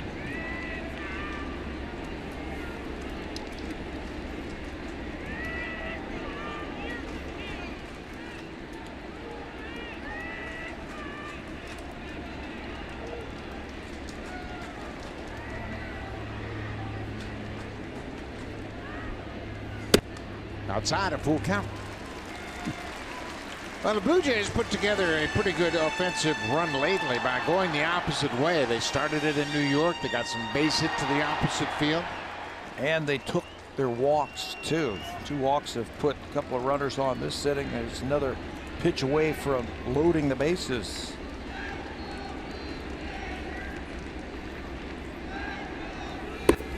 Walked him. 3 walks in the inning, and that'll load the bases. They wasn't close with that last pitch. Looked like he was trying to guide that ball in there and guide it to the glove instead of just throwing it to him. I think that's the message that Brett Strom's going to bring out to the pitching coach for the Houston Astros. He's been pretty good this season. Again, 6 wins. That's a new career high. He's won his last 3. That's a longest winning streak of his career. He's been a starter, and he began the season in the bullpen as a reliever. He's got a pretty good earned run average. That's why he's out of that stretch position constantly. And he'll rack up the strikeouts. 13.3 as a starter, 12.1 as a reliever. He has done a nice job taking the next step as a pitcher. And with the injuries to some of their starters, he's had a chance to make some starts for him, and he's made the most of it. Veteran pitching coach Brent Strom delivers his message to Brad Peacock. Bases loaded for Kevin Pillar. Base hit will get the Blue Jays right back into this ball game. Houston has a 6-0 lead.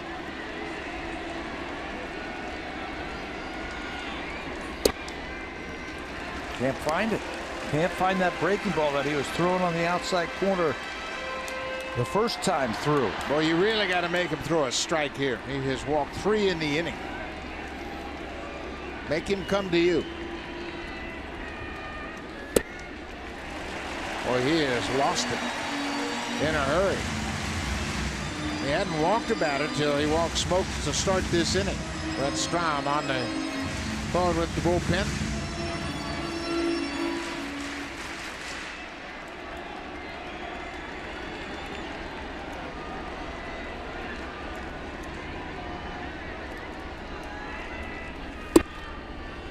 That's a good take. Borderline strike, and certainly not one you want to swing at. Kristavinsky starting to loosen up. He was roughed up yesterday, pitched the 7th inning and gave up 4 runs on 3 hits and hit the Tulowitzki, gave up the Tulowitzki 3-run homer. Popped up middle of the infield. Infield fly rule. Correa makes the catch. 2 down.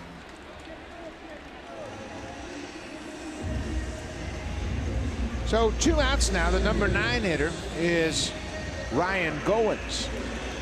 But Pat, as you mentioned earlier, with the bases loaded, Goins has done a terrific job delivering big hits. This is his spot this year. 7 for 9 hitting with the bases loaded this season.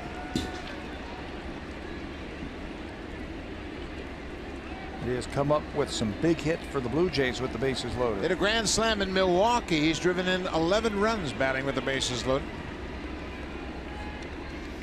Is that a grand slam? Cool 778 batting average.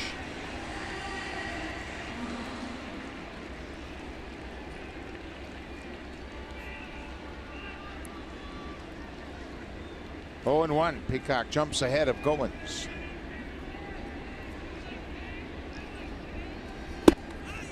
Cross up. Yes, it was. And Gaddis quickly calls timeout, and Peacock shaking his head. And watch how Gaddis's head, watch his head more than anything, not the glove, because he catches it. Watch his head. He was expecting a breaking ball and immediately calls timeout. He's fortunate that didn't hit him in the chest. He was ducking it. How did he catch it?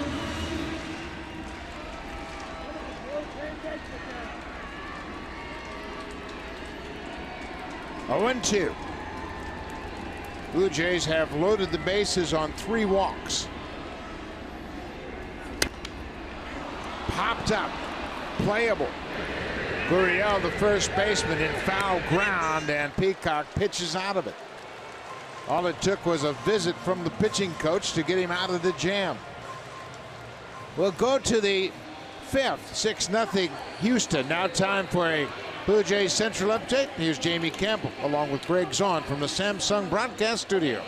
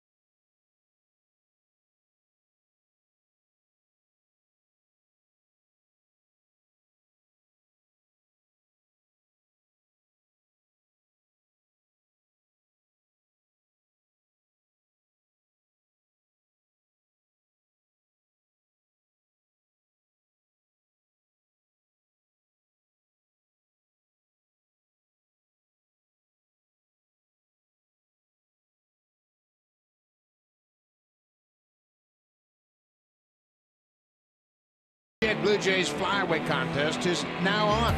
Enter for your chance to cheer on the Blue Jays in New York City with WestJet. Go to BlueJays.com/WestJet Contest to enter. Time now for the WestJet schedule ahead. As we look at the upcoming schedule, Monday we'll have the Home Run Derby for you on Sportsnet. That'll start at 8 p.m. Eastern Time, 5 Pacific.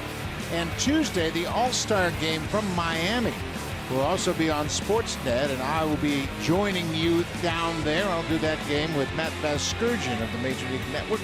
That all starts at 7 p.m. Eastern on Tuesday. And then after a couple of off days, the Blue Jays will pick things up again in Detroit before a 4-game series against the Red Sox at Fenway Park. Their longest road trip of the season, 3 cities. Lucas Harrell was called up on July the 1st. Got into the game that day against Boston, and this is his second relief appearances for the Blue Jays. First one since that day. Harrell was a starter down in the minor leagues. He signed as a free agent by the Blue Jays this past January.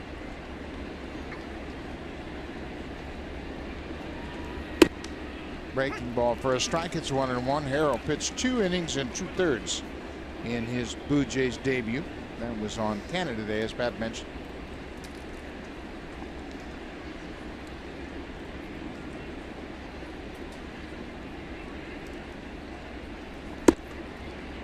That's a pretty good pitch, and Harrell and Martin, they didn't get to call. Also, Martin held it for the umpire, Carlos Torres, to have a good look at it. And Torres is hearing it from the Blue Jays dugout.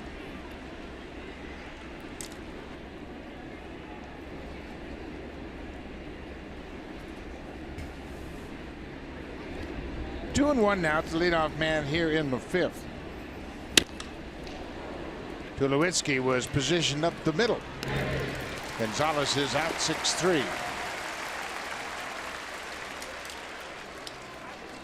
So much of it nowadays is positioning, and you can see Tula at the top of your screen there shading Gonzalez to pull,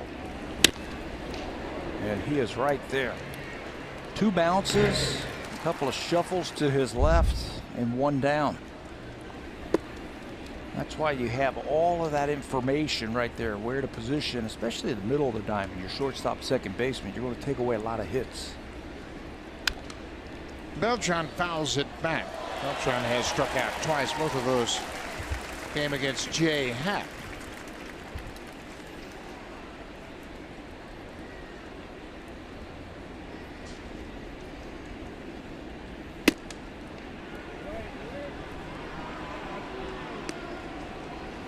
Beltran homered in the opener on Thursday night. A leadoff home run in the 8th. Reaches out and protects that outside corner. Lucas was pretty good. His first inning in that first relief appearance this season against Boston was good in his second inning, and he was started and stretched out just a little bit down in the minors. Boy, not getting that one this at bat. So he can give them 2 or 3 innings this afternoon if they need them. This has popped over the screen out of play. Carlos Beltran, playing in his 20th season, has 2,682 hits. He's 318 hits away from 3,000. We mention that because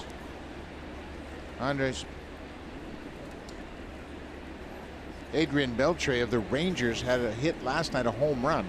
He is just 22 hits away from 3,000 hits.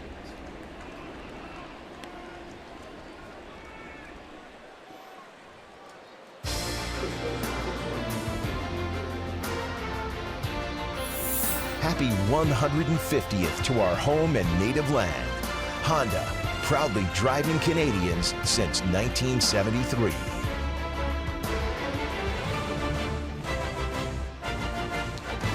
And Sanchez, the bobblehead was given away today to the crowd coming in. This ball is going to split the gap and go all the way to the wall. Beltran is around second.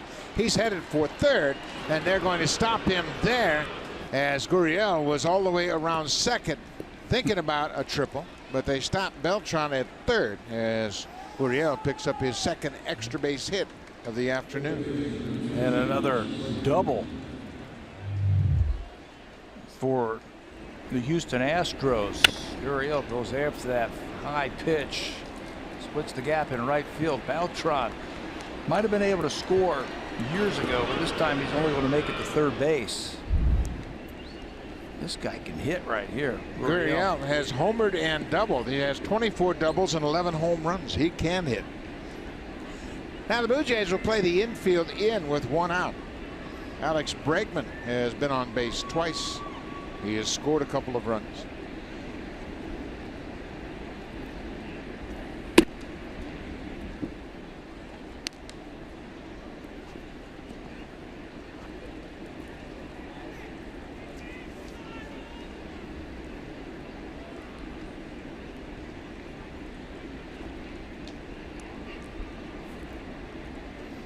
You just mentioned Adrian Beltre's name with Carlos Beltran.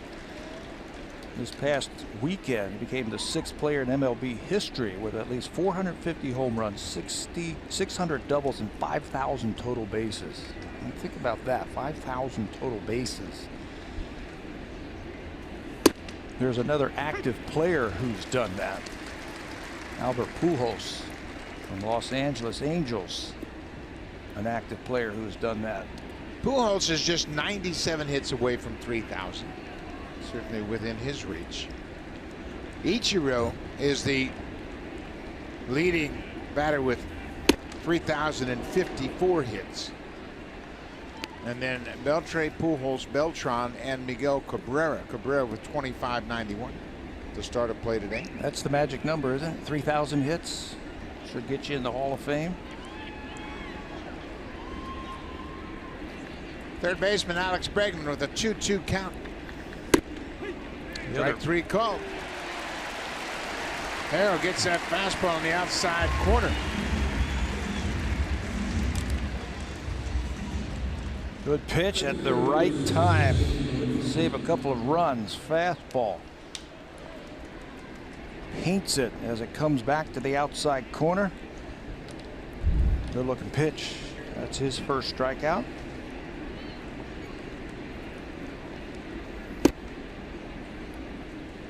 Jake Marisnick, the number 9 hitter, is 0-for-2. He was called out on strikes in the second.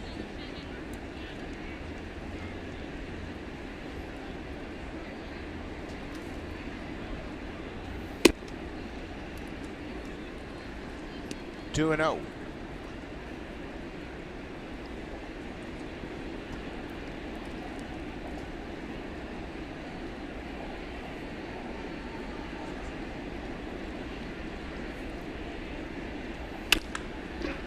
Ground ball to Tulowitzki from short. In time, Marisnick is retired, and Harrell strand a pair of base runners. Go to the bottom of the 5th. Blue Jays trail by 6. Bautista, Martin, Donaldson, top of the order when we come back.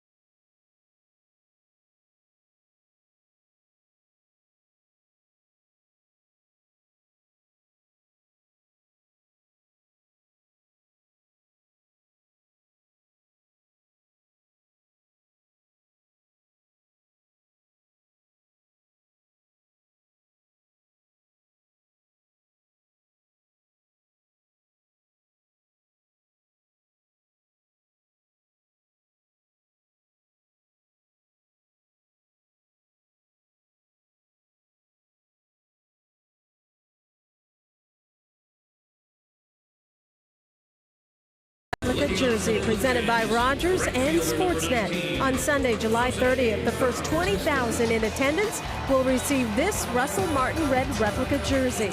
Then watch the Blue Jays take on the LA Angels of Anaheim at 1:07 p.m. For tickets, visit BlueJays.com. Buck. Thank you very much, Hazel. Well, Blue Jays had a golden opportunity in the bottom of the 4th to break through against Brad Peacock. He walked the bases loaded, but Pilar and Goins both popped out. Bautista goes after the first pitch. Altuve was playing in the hole, and look at that play. Altuve started on the shortstop side of second. Bautista cued the ball off the end of his bat, and Altuve ranged far to his left to make that play. You know, he's a great base stealer. He's a great hitter, but watch the speed from Altuve. That's him right at second base. Look at how much ground he is going to cover with those quick feet. to get that ball. Bautista with a bid to get a base hit, all in one motion. Altuve throws him out by 1 step. Boy, not only did he cover a lot of ground, but he made that transfer very quick and got the throw on its way to first right away. Good play to start the bottom of the 5th. Russell Martin, a base hit his last time up. The Blue Jays had something going in the 3rd inning when Martin singled with 2 outs. And then Donaldson hit what looked like a double off the wall and left. He was headed for second and got thrown out by Marwin Gonzalez. A terrific throw by Gonzalez, who's been all over the diamond. He has started at second. This is his 2nd start in left, and he also started at first. That's just this series. He's had starts in 6 different fields positions this year. Got to get Josh Donaldson up there with runners on base. You just have a feeling that Josh is starting to come around. He has 2 hits so far today. He had 1 hit yesterday, a 3-run home run, but he walked 3 times. Peacock gets another strikeout as Martin goes after that breaking ball. Let's check in with Jamie Campbell.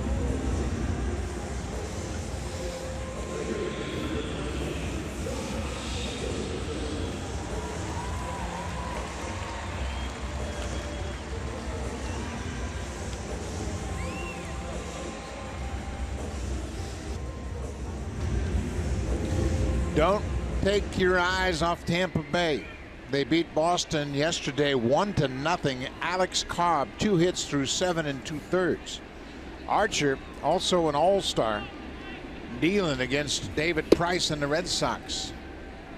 Price came into this game today having not allowed a run to Tampa Bay in his previous 19 innings. And they touched him up. They have a 2-1 lead. You know where their biggest improvement is? The Tampa Bay Rays. Shortstop. Ooh. They picked up Adeiny Hechavarria from the Marlins today. Taylor Featherston is playing, but Hechavarria has played exclusively since he's come over. He made a couple of beautiful plays in yesterday's ball game to help Alex Cobb. Evan Longoria drove in both runs today. Drove in a run in the 1st and a run in the 3rd. They are playing in the bottom of the 6th. Tampa Bay only has 3 hits, but they have a 2-1 lead.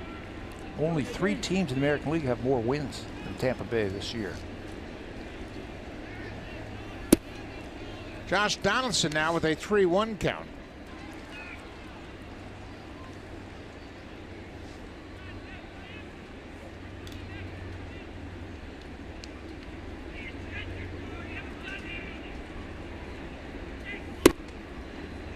Breaking ball for strike 2. Bottom of the 5th inning, Houston broke it open in the 2nd with 5 runs on 4 hits. Josh Donaldson was charged with an error off the bat of George Springer. Donaldson dove to his left, made a terrific catch on the hot shot grounder, and then threw high to first. Bregman came around to score, and then Altuve and Correa went back to back to really cap off the inning, a 5-run inning. Donaldson walks again. Change up, 3-2. I'm sorry, but we see a lot of this in games, and it's 6-0. You throw Johnson a 3-2 changeup to walk him. And last night, we talked about it earlier, the Dodgers won a game. Kelvin Herrera of the Royals threw Cody Bellinger a breaking ball on a 3-2 count with the bases loaded in the tie game. 2 things. Breaking ball wasn't even close. Second thing, Herrera throws 100. Yeah, really? Like, come on.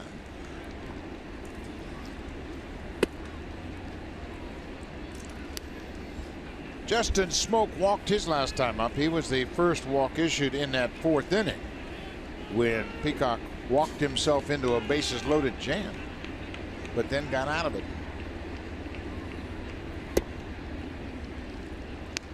Smoke continues to lay off borderline pitches. It's 2-0.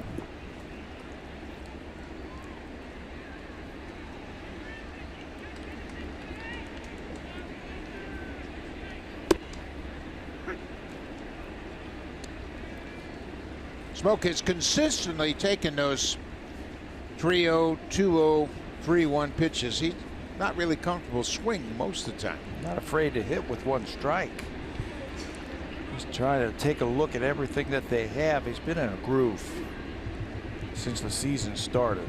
Takes his share of hits to left and left center field. Will pull the ball. Hitting over 300 over his last 20 games. A good late movement on that fastball. It's 2-2 now to Smoke.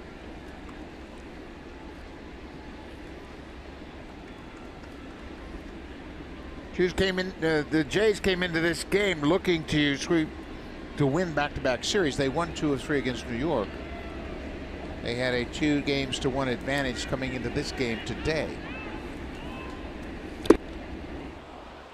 Smoke strikes out, foul chip held on to by Gaddis. That ends the inning. A couple of strikeouts in the inning.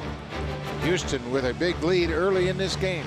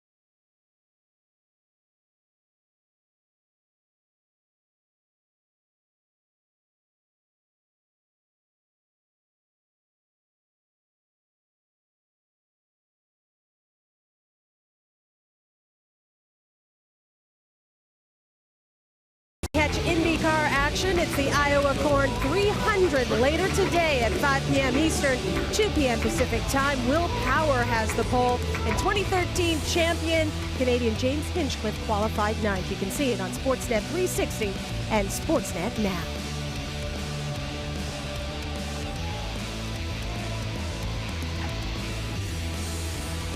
Lucas Harrell with his second inning of relief. George Springer goes after the first pitch, and we talked about this Astros lineup. Every one of them swinging the bat with so much confidence. They don't wait around. They see a good pitch to hit, they jump all over it. 2 hits for Springer, 8 in the series. 17 at bats in this series already for Springer, and he's going to get another one. 2-seam sinker. It's down, and he goes down and gets it. He's at 27 home runs. Second most by an Astro before the All-Star game. And he's ready. First pitch swinging.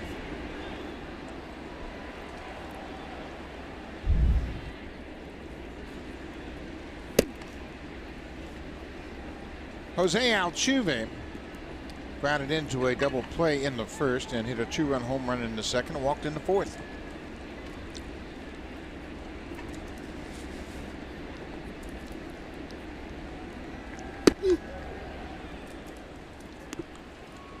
This young team has a core of homegrown players. And when you look at the makeup of this team, I asked Altuve about the introduction of the veteran players on this team this season. Beltran, McCann, Reddick, and Aoki. He said, you know, we were a pretty good team to begin with, and we're a young team. And Altuve became an everyday player at 22 in 2012. He said, but Beltran, McCann, and Reddick especially have made us understand that you can't go up and down on the roller coaster with wins and losses. He said they have made us realize, hey, you're going to lose a few games, you're going to win a lot of games, but you have to be the same every day. And of course, when you have veterans like McCann and Reddick and Beltran, they understand that much easier and much more quickly than the younger players. And there's another hit for Altuve. 3-run breaking ball, and he just rips it into left field. The guy that they really respect is, and they fear, if you will, is Reddick, because he'll get on you. And he's gotten on a lot of these guys. As Aaron Loop is now warming up, he'll get some work today. Oh, he'll just keep busting their chops the whole game. Reddick came up with the Boston Red Sox in an era where there was a lot of real good veteran players on that Red Sox team. Mike Lowell and Jason Varitek, and guys that understood what it takes to become a championship team. Reddick probably heard a lot of that as a rookie. Yeah, and now he's brought it over here, and it's a way of pushing guys and not letting them rest on their laurels, and just every day coming to the ballpark and pushing them, making them better. Reddick's first season with the Red Sox, 2009, and they had Varitek, who was 37, Kevin Youkilis was 30, Pedroia 25. They had some great players: Mike Lowell, Jason Bay, J.D. Drew. A lot of veterans that said, "Hey, this is how you're going to play. This is how you're going to become a good player." And Reddick has. Yeah, he has pushed him. You know, things like, you know, when they take him out of the lineup, when A.J. Hinch will get a guy off his feet. He's played the whole game and they're up by 12 runs. And they'll go, 27 years old, huh? You can't even play 9 innings. You know, just kind of just pushing the guys and needling them a little bit. That's part of building chemistry. And A.J. Hinch talked about it at the start of this series. He said, you know what, when he brought these guys in, they brought a presence with them. Correa goes after that fastball. Carlos Correa is 3 for 3. A couple of singles and a home run.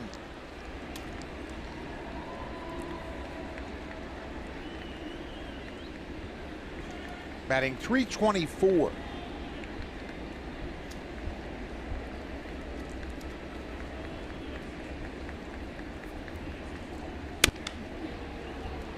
Stays on that one. You were talking about the young core players that the Houston Astros have brought up here over the last couple of years.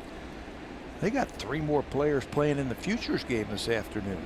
You would think that the well would start to run dry, but it's not. They've got a first baseman and a couple of outfielders playing this afternoon. Yeah, and you know what? You just keep them coming. Keep that core of farmhands coming through the pipeline. And that's how you maintain that high standard. Kyle Tucker is playing in AAA. He's a left-handed hitter, batting .288 with 17 home runs and 63 RBIs, and he's also chipped in with 19 stolen bases. So yeah, they have a bunch of good young players. They have a young infielder playing for the world team, Yordan Alvarez, who is in A-ball from Cuba. As Correa strikes out. First time they've gotten him out today.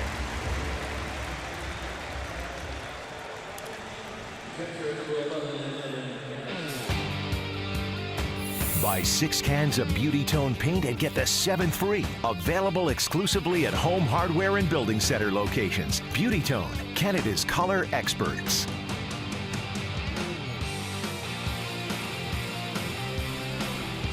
CN Tower right next door to Rogers Center. Folks enjoying the edge walk.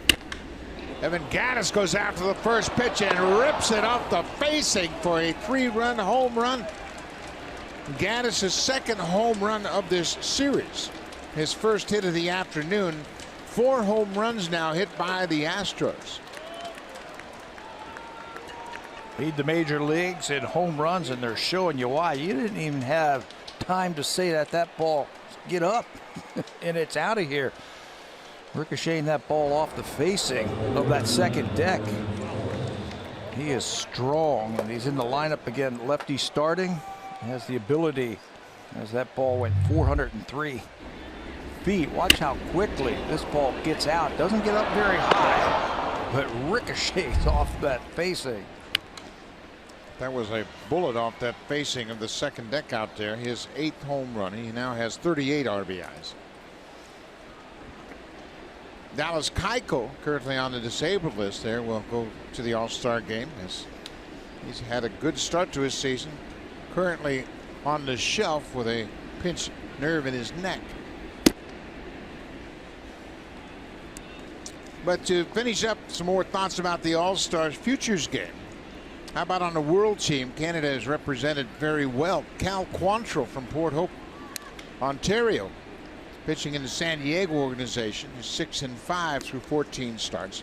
Mike Soroka of Calgary is with Atlanta. He's in high A ball. He's had 16 starts and he's got a 9-5 record with a .255 earned run average. He will be playing for the World team. Of course, Vladimir Guerrero Jr., born in Montreal, he'll play for the World team as Gonzalez flies out to Bautista. And Josh Naylor of Mississauga, who is now with San Diego, who's playing in A-ball. He will be playing on the World team. Of course, Bo Bichette, Dante's younger brother, will be playing for the United States. His father, Dante, was a pretty good major leaguer, and Dante Jr. plays in the Yankee organization. Bo Bichette plays for the Blue Jays. Bichette batting .384 with 32 doubles, 3 triples, 10 homers, and 51 RBIs. And he's 12 for 15 in stolen bases. Did you mention he was 19? Did you mention that? He's 19, and after the Futures game in Miami, he and his teammate Vladimir Guerrero Jr. will go to Dunedin, and they will play the second half of their season in the Florida State League. That's pretty advanced for a couple of teenagers. I was there as a 19-year-old, and I was overmatched. A lot more college pitchers. Beltran flies out to Pierce. That ends the inning. But a 3-run home run off the bat of Evan Gattis has extended the Astros lead to 9-0.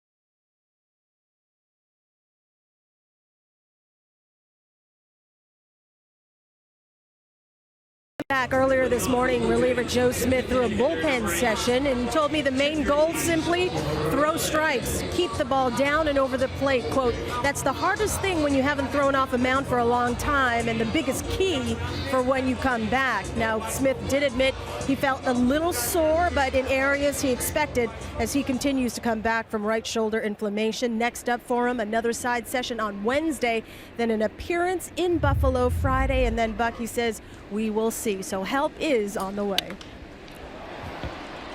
Hendrys Morales goes after the first pitch and flies out to the warning track in left. And Joe Smith certainly big part of this bullpen. He's 3-0 after 34 games and hitting just .239 against Joe Smith. John Gibbons needs him back in that bullpen for the second half. So he will begin his second half pitching in a rehab situation for AAA Buffalo, and then they will evaluate that outing and determine whether or not he needs one more or he can join the team in Detroit. Right. So we'll see if he goes well and he comes through that one clean. You might see him on that road trip early on.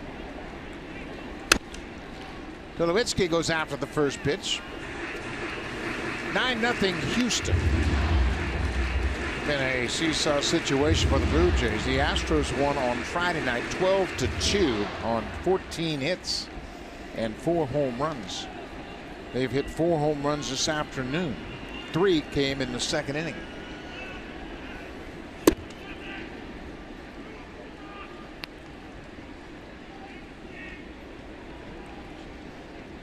So we want to remind you to watch the Home Run Derby on Monday night. That starts at 8 p.m. Eastern Time, and then the All-Star Game will be aired on Sportsnet on Tuesday.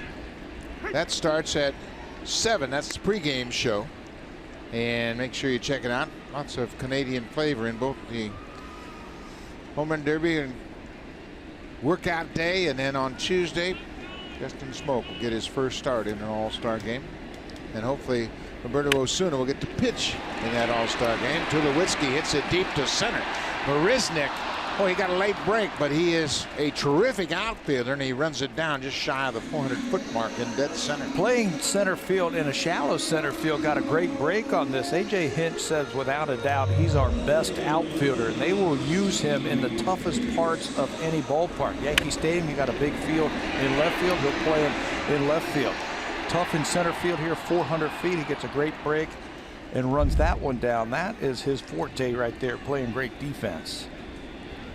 In Boston, Boston's right field is a tough field to play. He says by far he is our best defensive outfielder. He'll play him in right field in Boston.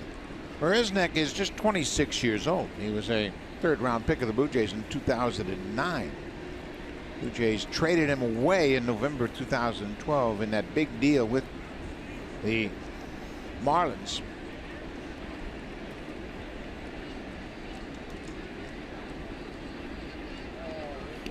Just think how many bodies changed teams in that trade.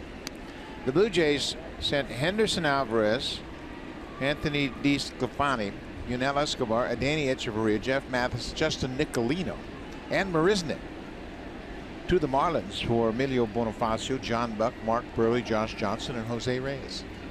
Big trade. I mean, how do you even figure that out? It would take me forever, but it accomplished a couple of things. The Marlins wanted to get younger, and they took some of the best prospects that the Blue Jays had to offer. Blue Jays wanted to get some veteran pitching. They got that in Burley and Josh Johnson. And they wanted a shortstop. They got that in Reyes, Jose Reyes.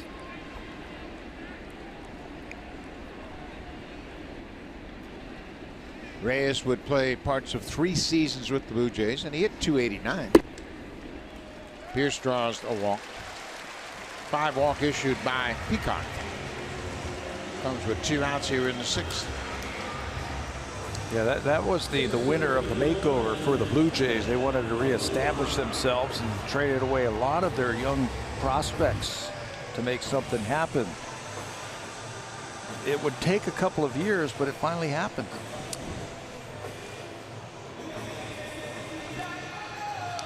Well, the Blue Jays playing their final game before the All-Star break, and they came into this game with a 41-46 record. And they have been a pretty good second-half team over the last couple of seasons. You see, the last 5 seasons going into the break, the Blue Jays have been over 500 just twice. 2014, 2015, and they were 45-16. Got a big shot in the arm in 15 with Price and Tulowitzki. Yeah, 15 they were a game under 500, but they were only 4.5 games back. They were in 4th place last year. They were in 2nd place and had a big second half also. Ball is ripped down the left field line, and it's off the base of the wall. Pierce is headed for third. He'll stop there as Kevin Pillar picks up a double. For Pillar, that's his 23rd double of the season. He comes with 2 outs here in the 6th. Blue Jays have been knocking on the door all afternoon. They've left runners on every inning. And they got a couple of more. That's a hanging breaking ball for Pillar. And he hits yet another double. That's been a good sign for him as he keeps it fair down the left field line. Athleticism by Gonzalez, the left fielder, pounced on that ball and got it back in quickly. James Hoyt, the big right-hander, loosening up for Houston.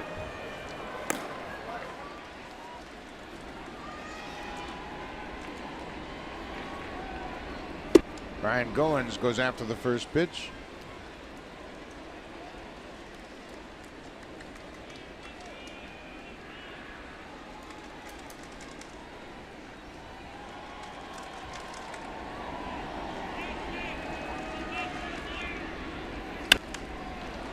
Pops it up. Bregman into foul territory, and that'll end the inning. Blue Jays get a 2-out walk and a double, but leave 2 more. They've stranded 9 so far this afternoon.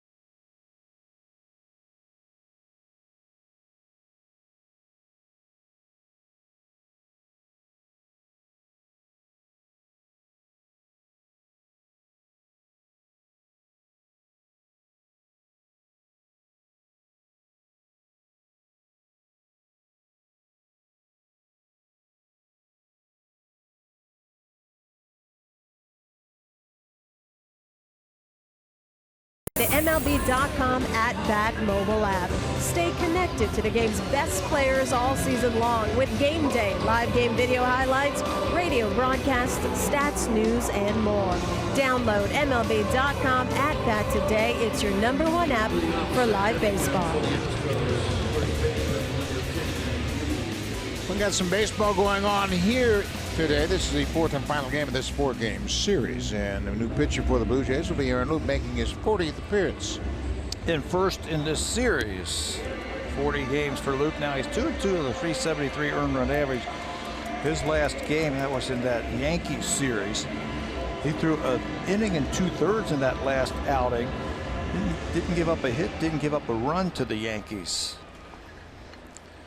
New catcher into the game as Russell Martin gets the rest of this game off is the new Blue Jay, Miguel Montero. So new pitcher, new catcher for the Jays here in the 7th. Yuli Gurriel will start things off. He's 2 for 3 with a double and a home run.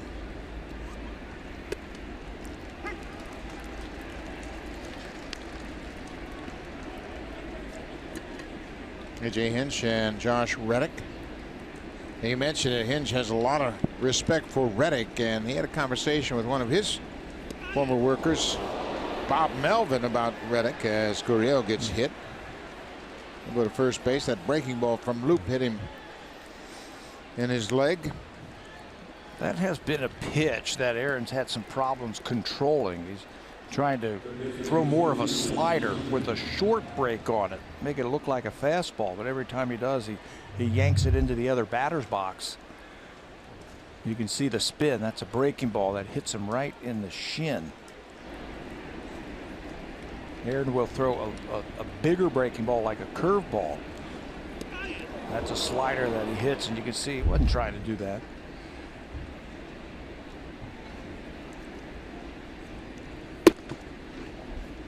Third baseman Alex Bregman. He is 1 for 2 with a walk. He scored a pair of runs. He had a double in the 2nd inning.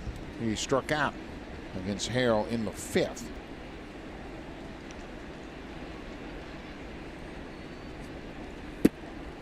We mentioned Gurriel has a younger brother in the Blue Jay system. Lourdes Gurriel is playing in Dunedin. And Lourdes is 23 years old. Unfortunately, he's been dealing with injuries all season long, going back to spring training. He had a hamstring injury in spring training that carried into the regular season. Ground ball. Donaldson bobbles it, and all hands are safe. Donaldson tried to get it to second in a hurry, thinking about a double play, but he dropped the ball. There'll be a second air charge to Josh this afternoon.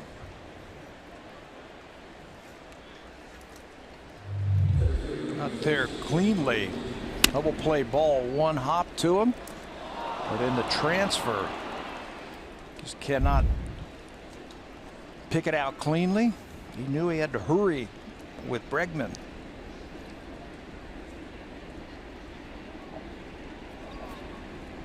Number 9 hitter is Jake Marisnick. He's over 3. He goes after the first pitch and loops it down the right side. This is trouble, and it's a fair ball. It bounces out of play. So 1 run will come in. Gurriel comes in to score. Bregman stops at third on the ground rule double. Marisnick picking up his first RBI of the afternoon. There's that aggressive approach again at the plate. You see one, especially with runners in scoring position, let it go. Got a fastball inside. He got beat a little bit by it, but he's able to push it out to right field. Another double for the Astros, and now it's 10-0. That's 11 games now on the road where they have scored at least 10 runs. They came into this game averaging 6.86 runs per game on the road.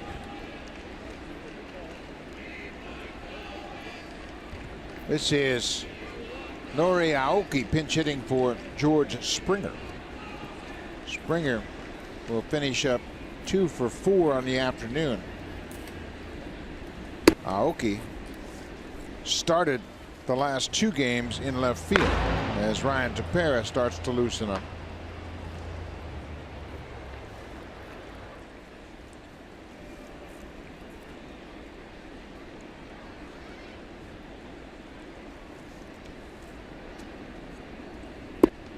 Breaking ball way outside. It's 2-0.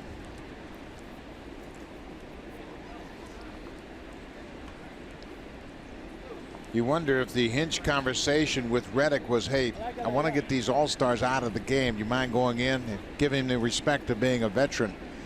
Talking to him about that in a 10-0 game. That might have been that conversation. There's no question that that was what that was all about. Showing a little respect to your veteran. Or, hey, you want to get in at bat against the left-hander? Something along those lines.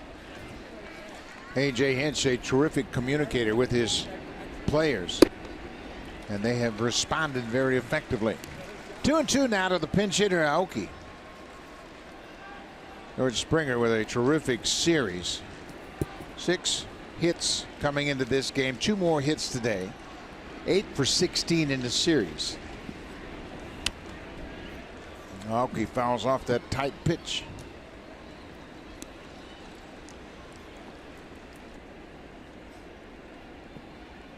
The Astros will go into the All-Star break with 60 wins. The Dodgers won their 60th game last night out in L.A. So there will be 2 teams with 60 wins in the major leagues. There's a little looping ball into right. Bautista is going to have to play it on the hop. Aoki gets an RBI base hit as Bregman comes in to score. Everything is breaking right for the Astros this afternoon. Double down the right field line by Marisnick. Wasn't hit very hard. An error. And then the bloop single. That might be it. So Loop gets a tough break on the air. Donaldson had a chance to look like a double play ball. And he bobbled it, committed the error, and Loop will be out of this game. So Ryan Tepera will come on out of the bullpen to face Jose Altuve, who's looking for his 3rd hit of the afternoon.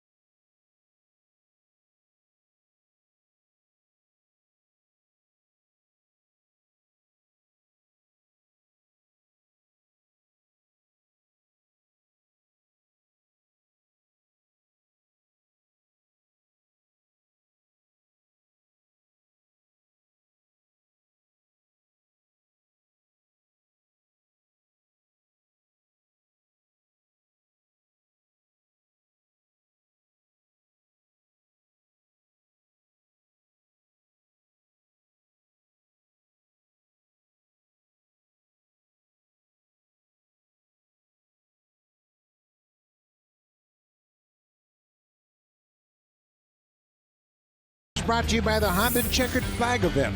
Check out all their all-star lineup. The Houston Astros lead the American League in home runs, and we're going to show you why. Gurriel is going to lead off with a home run. This was in the second inning. Then Jose Altuve follows that up. Right behind him, Correa with his 19th. They added another one by Gaddis in the sixth inning. 4 home runs this afternoon. Those are our drive of the game. Ryan Tepera takes over with nobody out. Runners at the corners. Altuve swings at the first pitch. Have done a lot of that this afternoon. He's got 2 knocks today. Altuve. There are the numbers for Tepera in 39 games now. 4-1 with 345 earned run average. Altuve has 4 consecutive 3-hit games coming into this game. He's already picked up a home run and a single.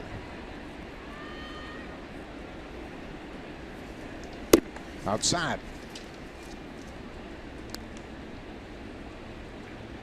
He's the first player in franchise history to record 4 straight 3-hit games.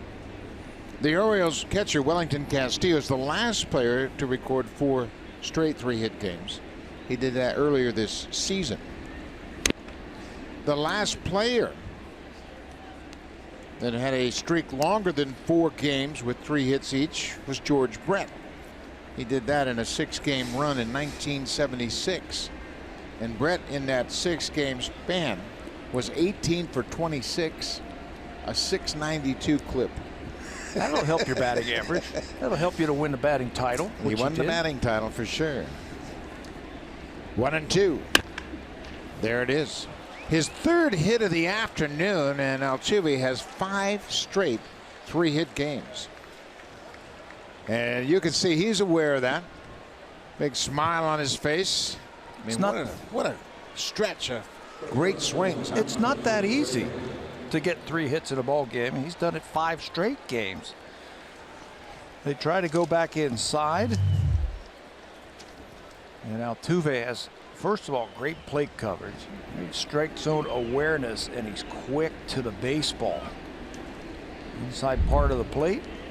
His 15th 3-hit game of the season. That's the most in the majors.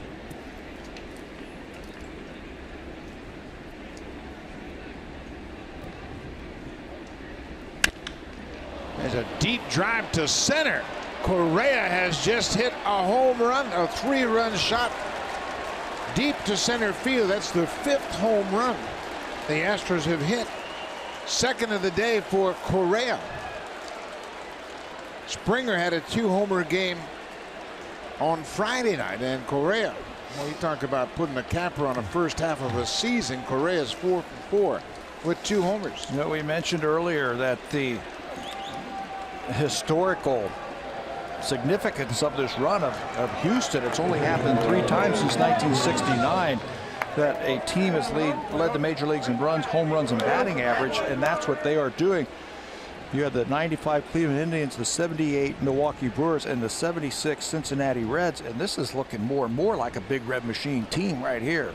The way they are swinging the sticks. 15-0. They have now scored 33 runs in 4 games in this series. Altuve with his 5th consecutive 3-hit game. Correa 4 for 4 with 2 home runs. He's driven in 5. Offensively, this team has few teams that can swing the bat with them. That's the first out of the inning, and you can hear the crowd reaction. Well, this team, before they got to Toronto, smoked the Atlanta Braves in a couple of games. One of those games they scored 16 runs. You can see why they're the best team in the American League right now. They've got a little bit of everything.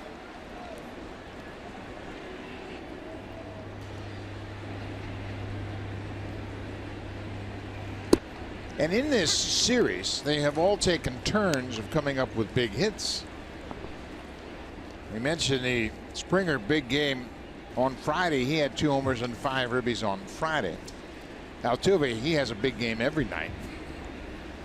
Correa with 2 homers and 5 ribbies this afternoon. Marwin Gonzalez has hit 2 home runs in this series. I mean, they have a balanced attack, and we were given a heads up by Joe Girardi when we were in New York. He said that Astros team has a relentless lineup. Gonzalez basically an extra man. He's got 16 homers and 52 RBIs. As an extra man. Down in Atlanta, like I was just talking about, that's 2 outs. They scored 26 runs in those 2 games. They have scored 59 runs on this road trip. This is the 6th game. Let me see. One more run, and we'll do some ciphering. Naught from naught. 10 runs a game. That's pretty impressive. On the road. This is Carlos Beltran. They came into this game with a 32-11 road record.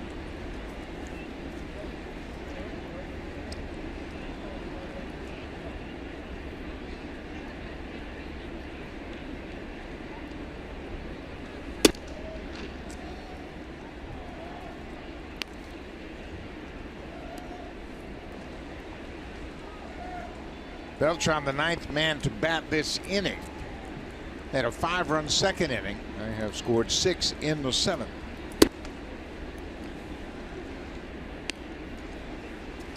They just wear you down offensively. They've got some power. How many home runs now? 5 home runs this afternoon.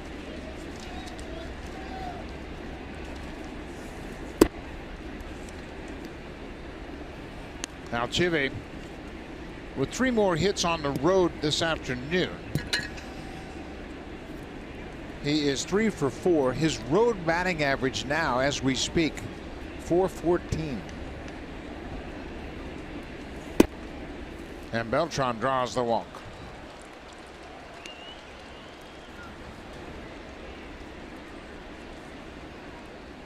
So a 2-out walk issued to Beltran, and that will bring up Gurriel. He started the inning getting hit by a pitch. Gurriel is 2 for 3 with a home run and a double. He's scored a pair of runs.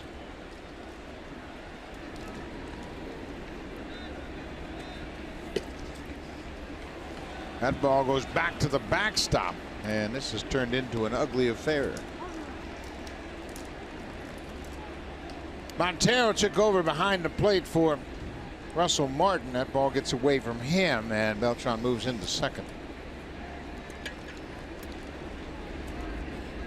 This is the Astros' 2nd bat-around inning in this series against the Blue Jays. 8 men hit in the 2nd this afternoon.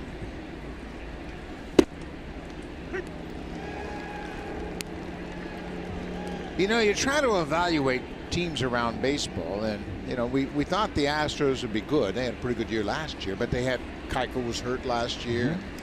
Things didn't really go their way, but boy, oh boy, coming into this season, expectations were pretty high, and they've responded. They knew they were going to be good. I don't think they knew they were going to be historically good in the first half. They knew they had a good team. They had some young players, and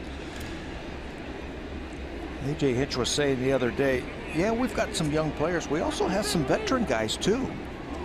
Guys that we have to take a look at and you know, make sure they get their rest and don't have to play every single day. But we've got a good core of young players, and we knew we were going to be pretty good this year. It's a high fly ball, center field. Pilar calls for it, and he makes the catch. That ends the inning. But Houston sends 10 men to the plate, scores 6 runs in the 7th to take a commanding lead.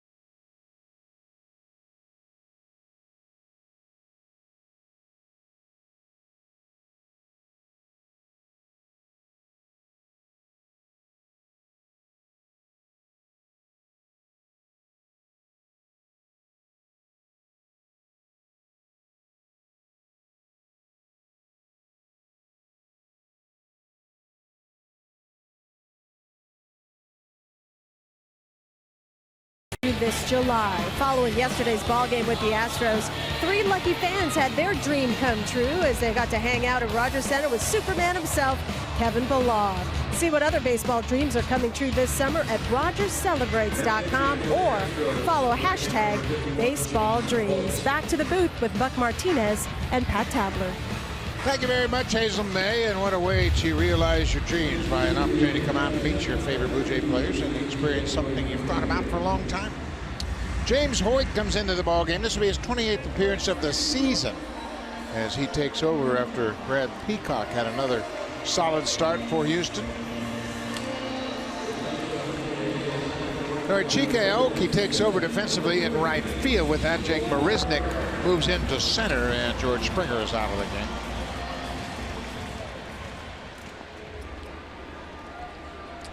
Ezequiel Carrera will pinch it for Jose Bautista in the leadoff spot. Bautista finished up 0 for 3.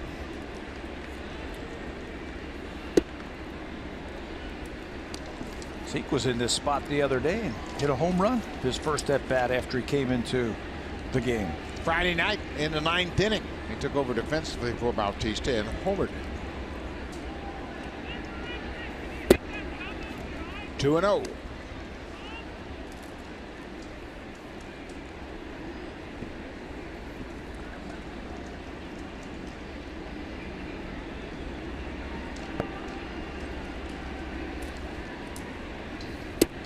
Now 3-0. We mentioned Hoyt. He pitched on Friday, had a 1-2-3 7th inning. Struck out Morales, got Pierce and Tulowitzki to ground out. But his afternoon starts with a 3-0 count.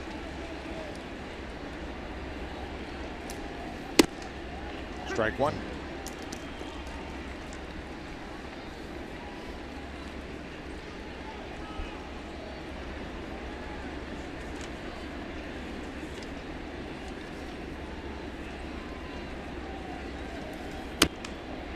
Chopped foul. 3-2 now.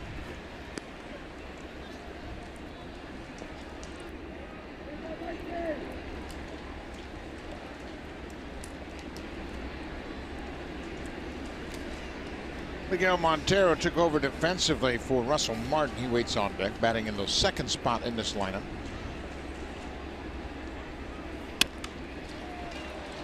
Little pop-up. Bregman backs up into the outfield. 1 out. We mentioned Jose Altuve with 5 straight 3-hit games.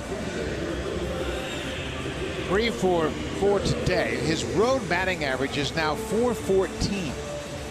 To put that in perspective historically, that ties him with Ty Cobb of the Tigers, who hit .414 in 1917 for the season. Stan Musial hit .415 in 48 for the Cardinals. Cobb hit .418 in 25 for the Tigers. The all-time road batting average .456 by Harry Heilman of the Tigers in 1925.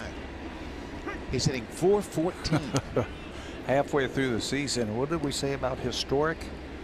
Some of the historical numbers already? Yeah, when you win championships and win World Series, you got to have a core of guys that have good years. And a couple of guys that have great years. Career years. You have to have it. Either offensively, defensively, pitching, whatever. And right now, at least through the first 80-plus games for the Houston Astros, they're having huge seasons. Montero fouls it off. It's 0-2. And Altuve, in the prime of his career, at 27 years old. He has led the American League in hits each of the last 3 seasons, and he currently leads the American League with 116 hits this season. Any coincidence they don't score 3 runs for the first time in about 3 weeks? He wasn't in the lineup yesterday. I don't think it's a coincidence. Not at all. And he hits in the 2 spot, and that has become a very prominent position in the lineup. And he's surrounded by good hitters. We mentioned at the start of this show, there's an article about the best trios of hitters in the majors. Houston was named #1. Springer, Altuve, and Correa. And they hit top of the order. 1, 2, 3. Who else is in that? There's got to be some other ones. The Dodgers, Corey Seager, Justin Turner, and Cody Bellinger, they were number 2. The Yankees trio of Judge, Sanchez, and Gregorius, a pretty potent trio. How about the Nationals? Bryce Harper, Daniel Murphy, and Ryan Zimmerman. That's any 3. It's not necessarily the first 3. Any 3. Any 3. Trio of hitters. The Red Sox, Mookie Betts, Dustin Pedroia, and Xander Bogaerts. That's pretty good. They're 6th. I would think that the Indians, have some offensive firepower. They got to be in there somewhere. Montero fouls it off. The Indians are 8th. And it's Michael Brantley, Edwin Encarnacion, Jose Ramirez. Rockies are number 7 with Charlie Blackmon, DJ LeMahieu, and Nolan Arenado. And then 9, the Marlins with Giancarlo Stanton, Kristen Yelich, and Marcell Ozuna. And finally, the 10th best trio, according to this article, A.J. Pollock, David Peralta, and Paul Goldschmidt. So those trios are pretty good. You start with those 3 guys in your lineup, you're in pretty good shape. You know, you got to score runs. That's how you win ball games. You got to prevent runs and you got to score runs. And if you've got 3 guys like those 3 on all those teams you were just mentioning, you're going to have a good chance. Darwin Barney will come off the bench, and that for Josh Donaldson. Donaldson 2 for 2 with a walk. Donaldson's average up to 261.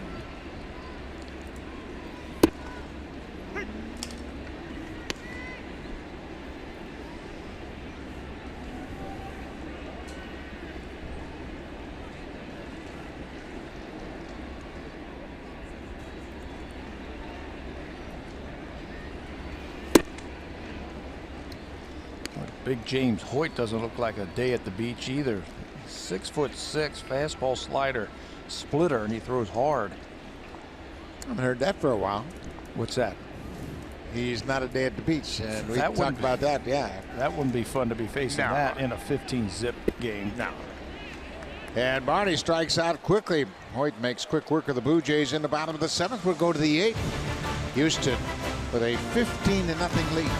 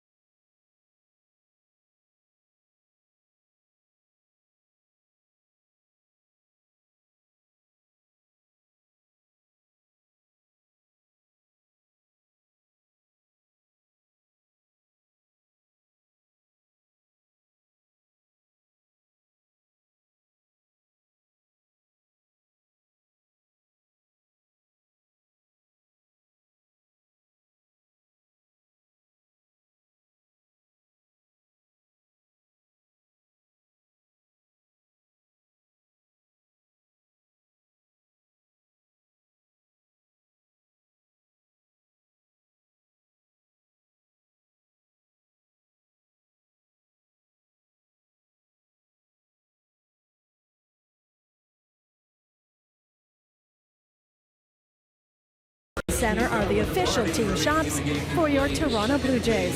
Authentic alternate red cap and jersey available now. Get yours today at select J-Shop locations, jshop.ca, or by calling 1-877-J-SHOP. Thank you very much, Hazel. A busy Jays shop, as this is the 11th sellout of the season here at Rogers Center. 46,622 in attendance at the start of this game. Jeff Beliveau makes his 15th appearance of the season for the Jays. Jeff pitched in that Friday game, a couple of innings for the Blue Jays. Had a couple of strikeouts, faced 7 batters, retired 6 of them, just gave up a double, and that was to Correa. Overall, in 14 games, he's 1-0 with a .338 earned run average. Valuable vet trip. He's got a fastball, slider, and a curveball. He's done well for the Blue Jays. Defensively, Barney came in to pinch hit for Donaldson. He moves to second base, and with that, the starting second baseman, Ryan Goins, moves over to third. And Zeke Carrera pinch hit for Bautista. He moves in defensively in right field.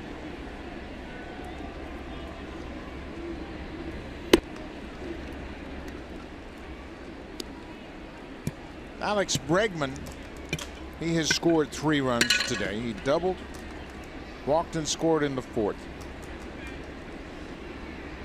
And then reached on an air in the 7th.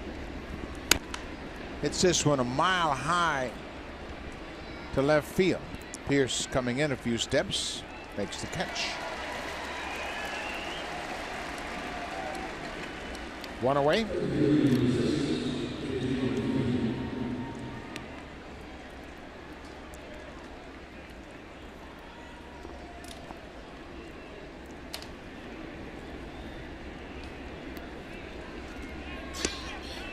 Jake Marisnick had a ground rule double, a little bloop that fell inside the foul line down the right field line and bounced out of play into the seats. He is 1 for 4.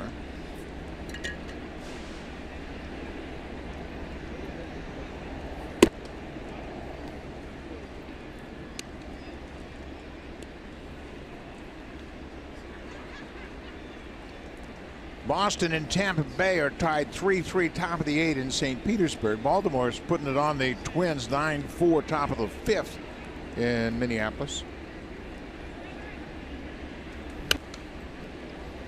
The Brewers have a 5-3 lead over the Yankees in New York. They're in the bottom of the 6th.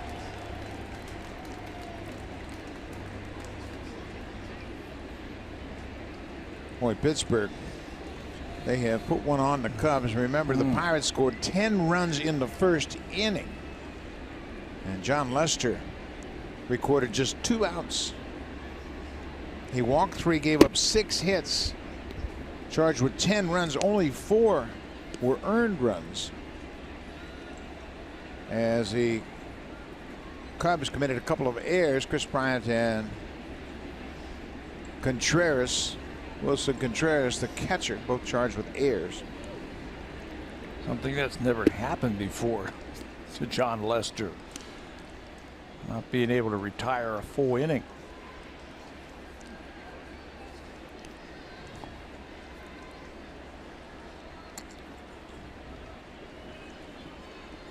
Devin Travis coming back from the surgery, and according to our conversation with him, he's pretty pleased with the way the surgery went and the rehab has gone well. But it's going to be a while before he is back. Really a shame, too, because he had a lot to do with the Blue Jays turning things around in May. Had a terrific month of May after a very tough April. Yeah, and talking to some of the Blue Jay people, they said he could have been responsible for some more wins for this team. Just his bat alone that came up in certain situations. So that is unfortunate. He is hoping to get back by the end of the year. Hopefully that everything will go well, his rehab, and maybe we'll see him in August. Maybe we will see him in September. I think that's significant for a player to get back to the big leagues and play a few games at least before you go into the postseason, so you get over that doubt as to whether or not everything is fine. But there's no reason to rush back if you're not 100%. Marisnick with a late swing. He strikes out in that high breaking ball. 2 outs. This copyrighted telecast is presented by authority of Rogers Blue Jays Baseball Partnership and may not be reproduced or retransmitted in any form. And the accounts and descriptions of this game may not be disseminated without the express written consent of Rogers Blue Jays Baseball Partnership. It's been kind of a one-sided affair here today at Rogers Center. Houston has scored 15 runs on 15 hits, and they've hit 5 home runs.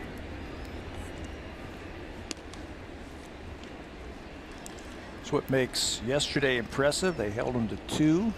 They scored 12 on Friday and 4 on Thursday.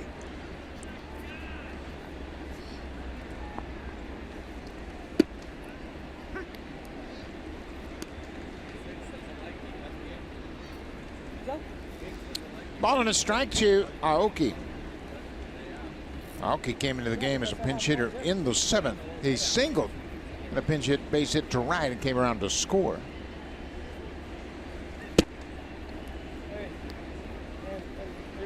The Astros will pick things up to start the second half against the Twins at home. They have a 3-game series starting on Friday after the All-Star break. Minnesota's had a good first half. 45 and 42 at the start of play today. But I don't know if the Cleveland Indians are going to let anybody else back into that race. I think they're ready. Offensively, they're starting to swing the bats. Edwin Encarnacion is heated up. They're getting healthy. The pitching is coming around. They now lead that division by 2.5 games. They have won 3 in a row, 7 out of their last 10. They have a winning record on the road. They're 10 games over 500 on the road. Terry Francona has been away from the team. In fact, he will not manage the All-Star team. Brad Mills, his bench coach in Cleveland, will be the manager for the American League team in the All-Star game. Francona has just undergone some surgical procedure. Smoke will slide into first to retire Aoki and end the top of the 8th inning. So we go to the bottom of the 8th, 15-0. The Houston Astros. Now time for a Blue Jays Central update. Here's Jamie Campbell from the Samsung broadcast studio.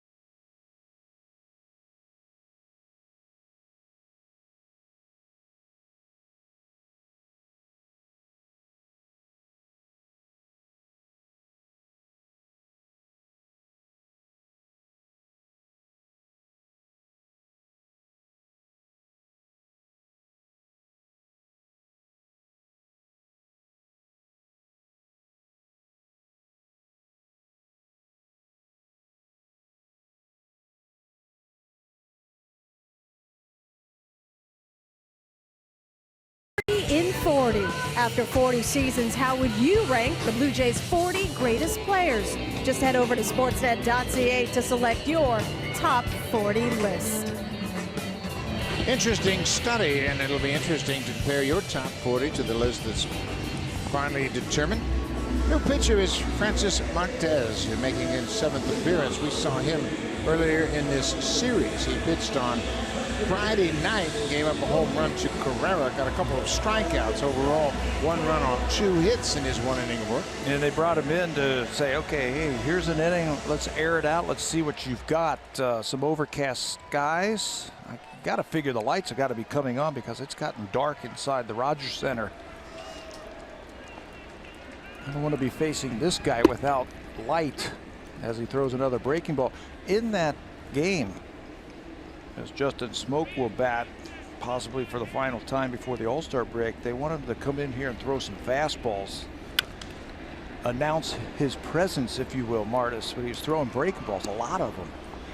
Home run he gave up to Carrera was on a breaking ball. Yeah, he throws in the upper 90s with that fastball.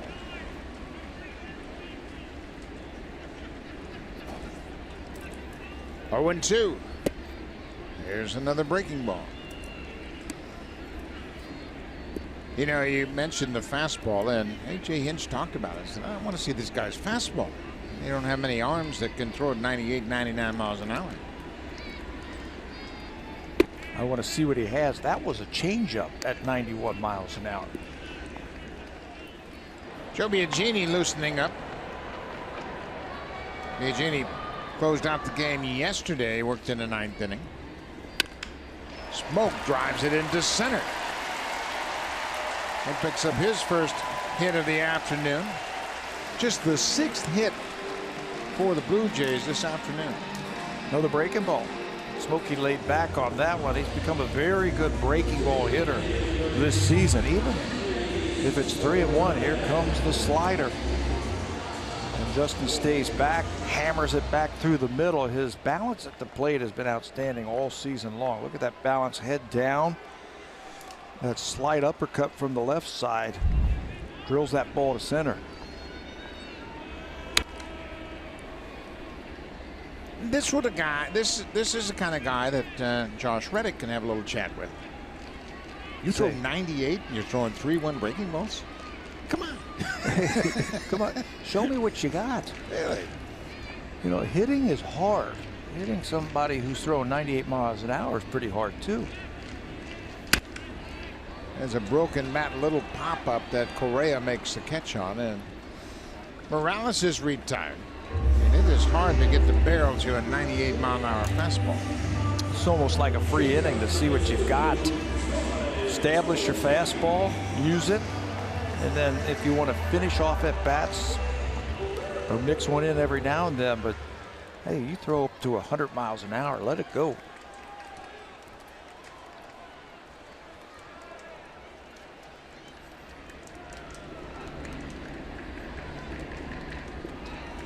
The Blue Jays are losing 15-0. They have managed just 6 hits.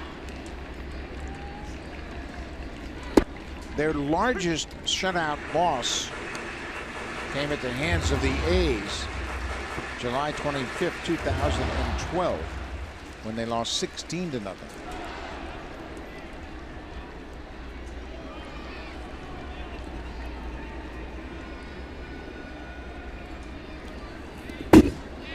All the way back to the backstop, and Smoke will go to second.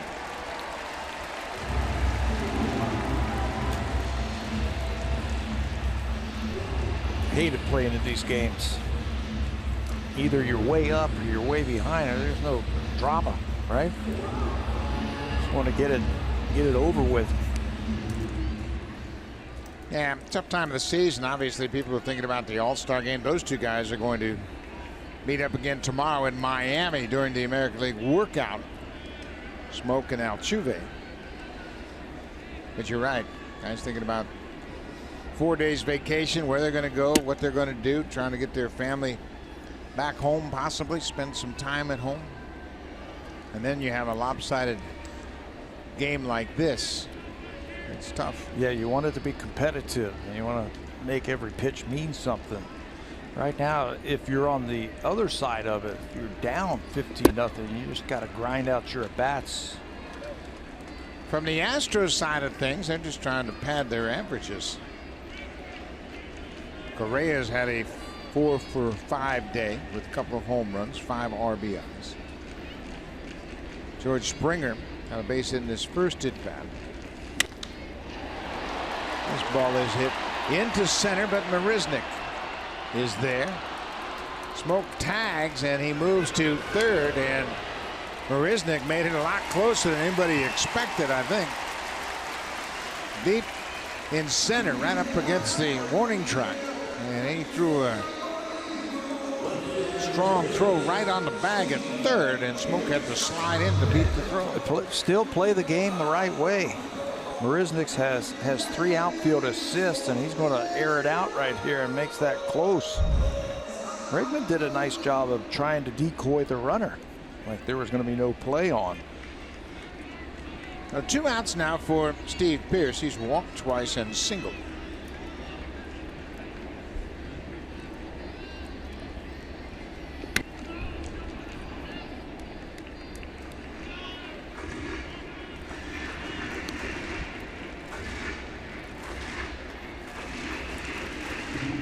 Bottom of the 8th inning.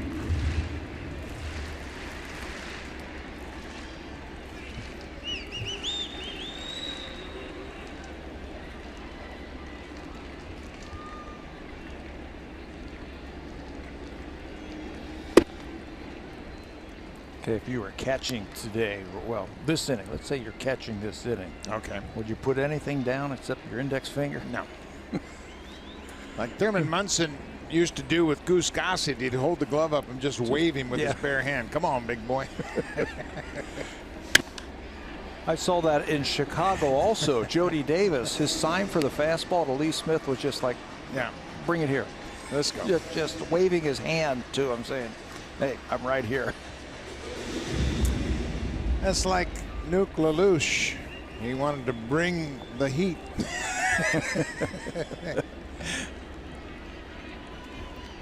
Pierce behind 1-2.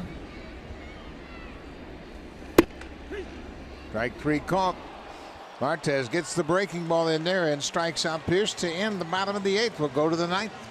Houston trying to split the 4-game series. Joe Biagini coming out of the Blue Jays pen.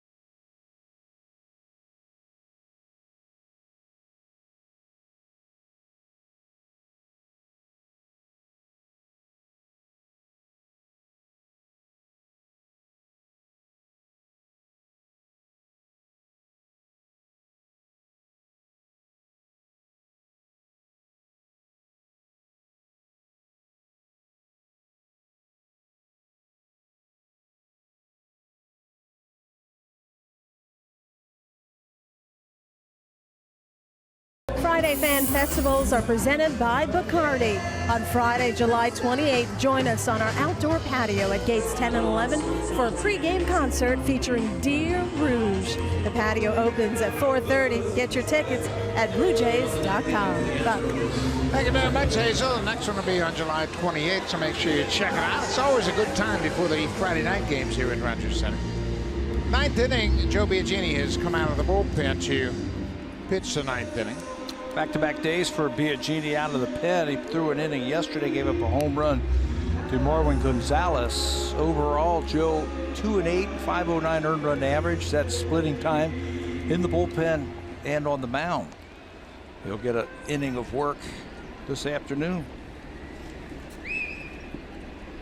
That group didn't exactly expect a game like today. They were going to be hopeful of a much more positive outcome. Just like that, so he could parade around after the game. Jose Altuve with 3 hits today. He has now hit 5 straight games with 3 hits. His average for the season, the league leading 347.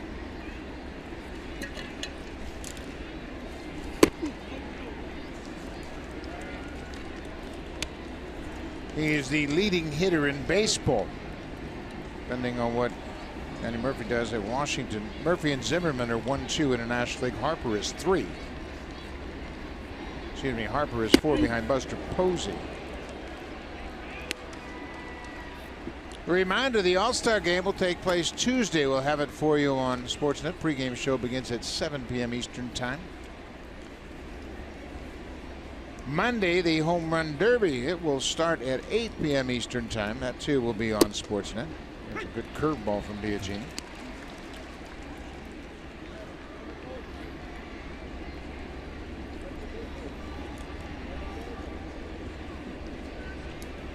Two balls, 2 strikes.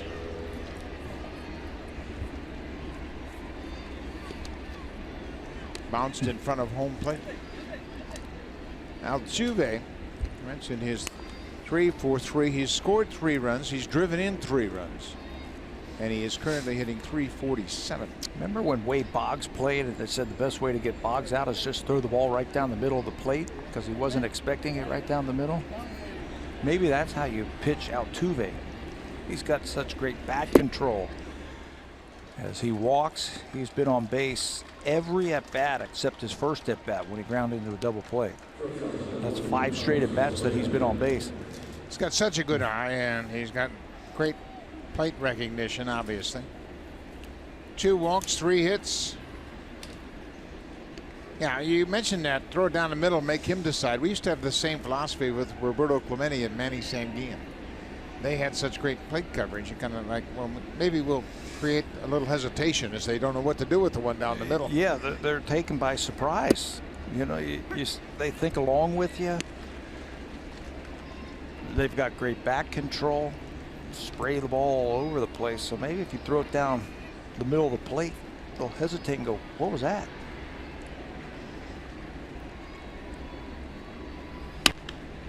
You know, we have been blessed over the last generation to see some great hitters.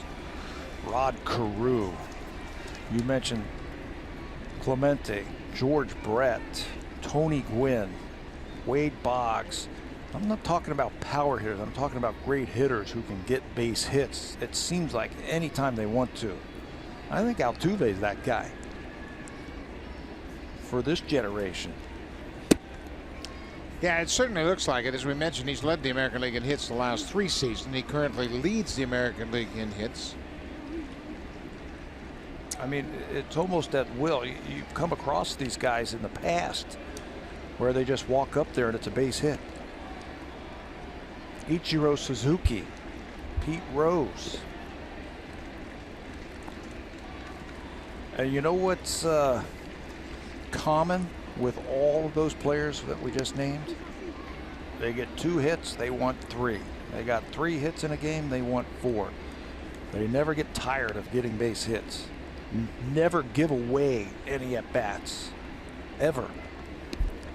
No, they just keep grinding. Want to add on those at-bats. And their philosophy is you never know what tomorrow's going to bring. You're having a good game, you want to get that extra hit.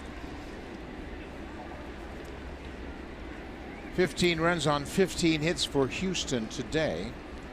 Carlos Correa is 4 for 5. 2 singles, 2 home runs, 5 RBIs.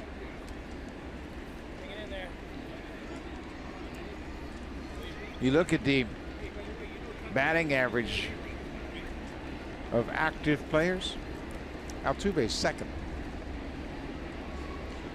Miguel Cabrera's got to be up there. He's number 1. He's another guy. He can get a hit anytime he wants to. Joey Votto is currently third. A Canadian with a .313 average as we speak. Ichiro 4th, Posey 5th, Mike Trout 6th, Joe Mauer, Albert Pujols, Robinson Cano, the usual suspects.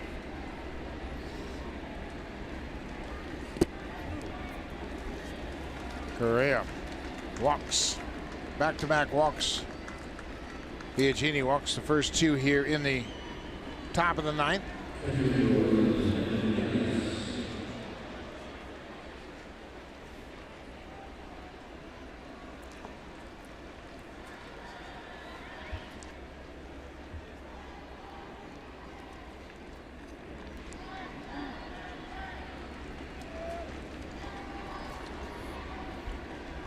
Evan Gattis, a couple of home runs in this series. Gattis homered on Friday night, part of a 2-for-4 night. And he had one of the hardest home runs we have seen this season back in the 6th inning. Pulled that bad boy down the left field line, hit the facing of the second deck.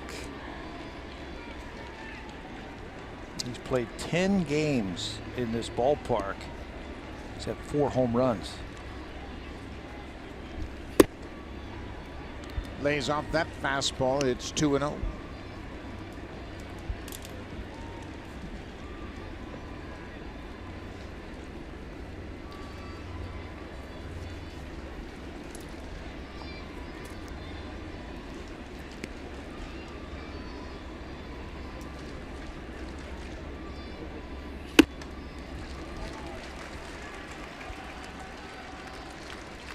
Gaddis, big, strong man, and he's done more catching the last couple of years than I think anybody really thought he would do. Kind of projected him as a DH, but as the team has evolved, brought in Beltran, who needs a DH. Right. They brought in a left-handed catcher and Brian McCann, and what a combination these two have been offensively.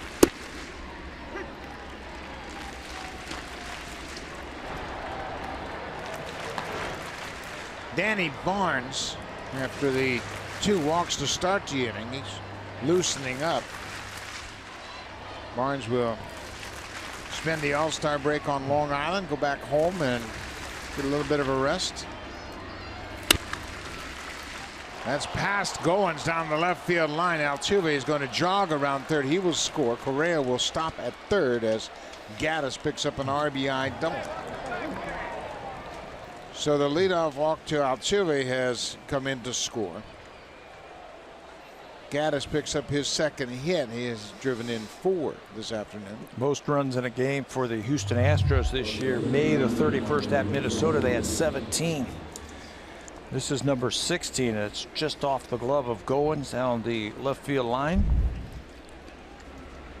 Well, now it is 16-0, and we mentioned earlier the largest shutout loss by the Blue Jays occurred right here in this ballpark back in 2012. They lost 16-0 on July 25th to Oakland.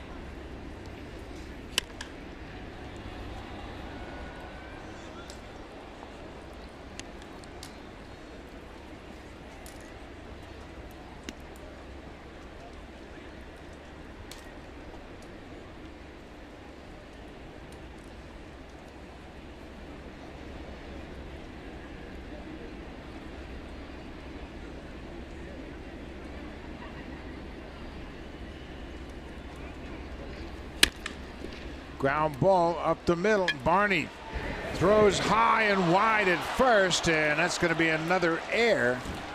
And 2 runs will come in to score. Correa and Gaddis both score. And now it is 18-0. It'll probably be an infield hit for Gonzalez. So he should get an RBI on one of those, and then the error lets the run score and allows him to go to second base. Good play by Darwin. Gets back there, throws off balance, but throws too high.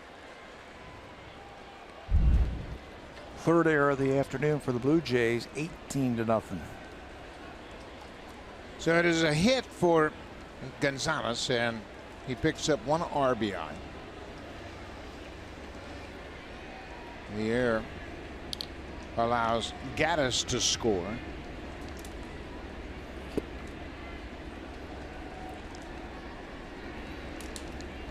(18-0). Houston with 17 hits. The Blue Jays have committed 3 errors.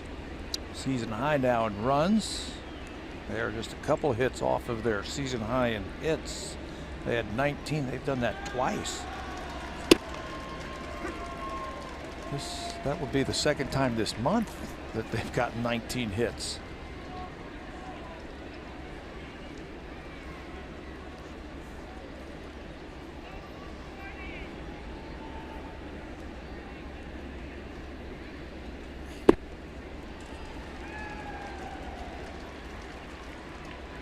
One and 2 now.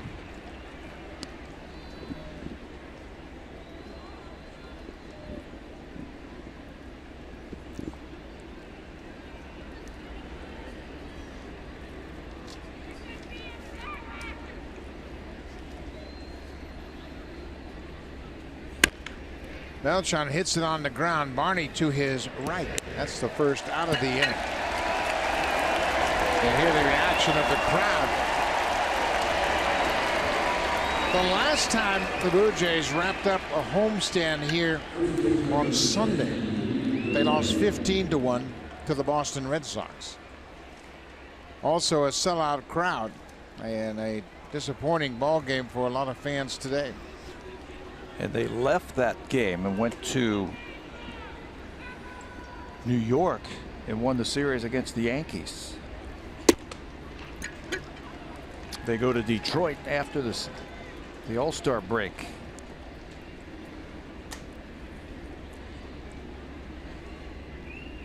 Yuli Gurriel. Another good day at the plate. He has scored a couple of runs. He has homered and doubled.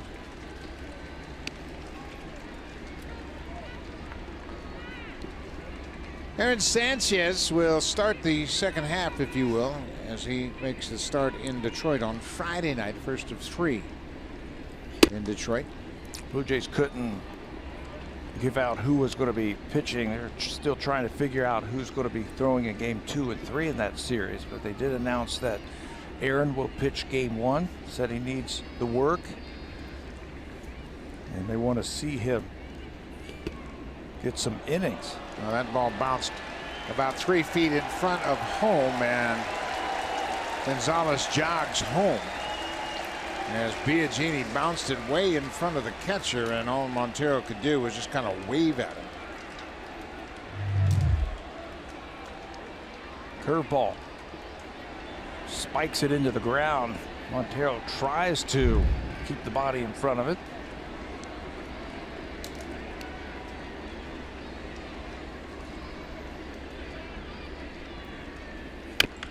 Uriel fouls it off. Boy, a disappointing finish here indeed. The Blue Jays won 7-2, and a lot of good things happened yesterday. Marcus Stroman picked up his 9th win of the season. Donaldson and Tulowitzki homered for the 10th time as teammates with the Blue Jays. They both had 3-run home runs, and Blue Jays took the second game, make it 2-1 at that time, and then they come out here today, and it got off to a rocky start as the Astros scored 5 runs in the second inning. And the thought was, gosh, if you could win, and they needed to win 3 out of 4 against the Astros to gain some momentum, get into that all-star break, and has some thoughts of putting a run together. Humbling today. The Astros have only lost 1 series on the road this year. That was in Cleveland. They lost 2 out of 3 to the Indians. They are going to improve to 33-11.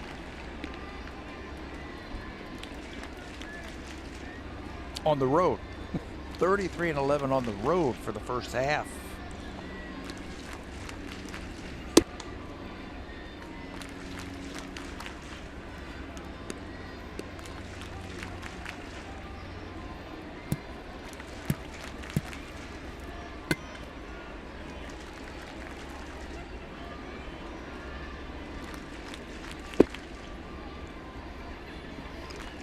Looking at their schedule here, you know where they end up? 4 games at Boston to end the season. Really? That's kind of interesting. It's very interesting. At Boston. That could be a possible playoff preview. That is very interesting. How about Tampa Bay? They beat the Red Sox today 5-3. Brad Miller had a big hit late in the game as they scored 2 in the bottom of the 8th to win it 5-3. Joe Kelly takes the loss. He is 3-1. Brad Boxberger picked up the win. Alex Colomé with his 25th save. So the Rays get out hit by Boston 9-7, but they win 5-3. 3.5 now from first place. Tampa.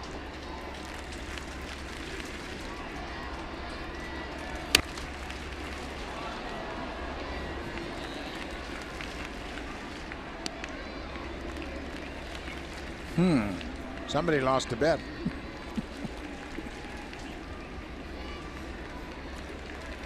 Really lost a bet. That's lucky nobody's up there with them.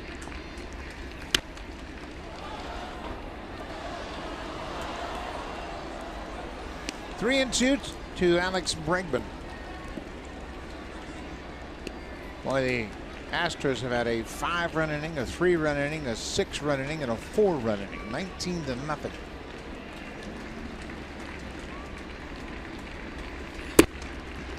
Joe is going to get some work, and he's not going to be able to finish the 9th inning. That was his 38th pitch of the 9th inning, and John Gibbons said that's enough. This is a tough one to get out of your system. Top of the 9th, 4 runs, 3 walks.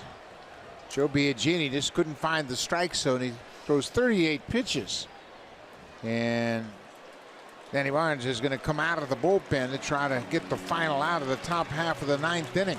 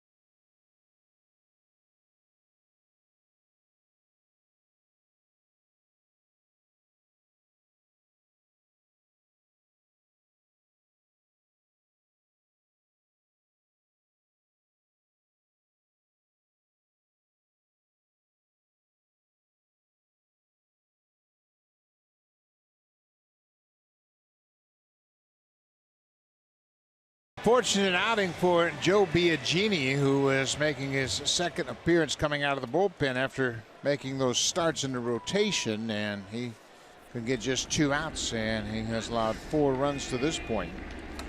The runner at first is his responsibility, Danny Barnes, for the 32nd time. And the 6th reliever this afternoon for the Blue Jays. Throws 1 pitch, looks like he's going to get out of it. Marisnick flies out to right. That ends the inning. Danny Barnes needed just 1 pitch, and we'll go to the bottom of the ninth. 19-0. Tough afternoon for the Jays.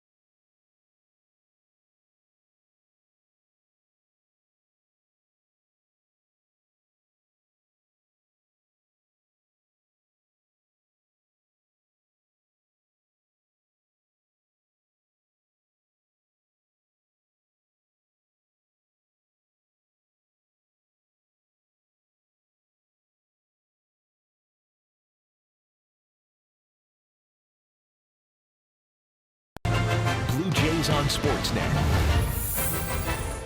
Presented by Honda Side-by-Sides. For your love of the off-road experience.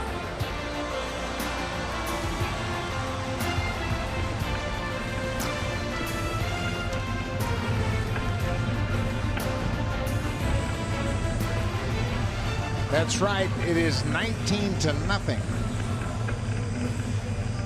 That is the biggest margin in a shutout in the major leagues this season.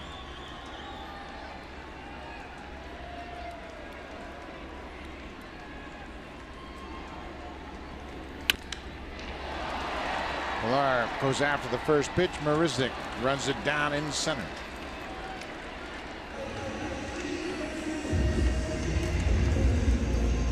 The All-Star break comes up, and these players will get 4 days. In the past, the All-Star break has traditionally been 3 games, and it was just so rushed, didn't have a chance to do much. Justin Smoak will go to Miami and participate in the All-Star game, and then on Wednesday he'll fly to South Carolina, spend a day at home before he rejoins the Blue Jays on Friday in Detroit. But yeah, you can't do much in 3 days. It's a little better in 4. I like the 4 day. Yeah. You would, if you didn't go to the All-Star game, you would rush to get home Sunday. Sharply hit. Bregman playing at shortstop, throws out Goins, 2 down.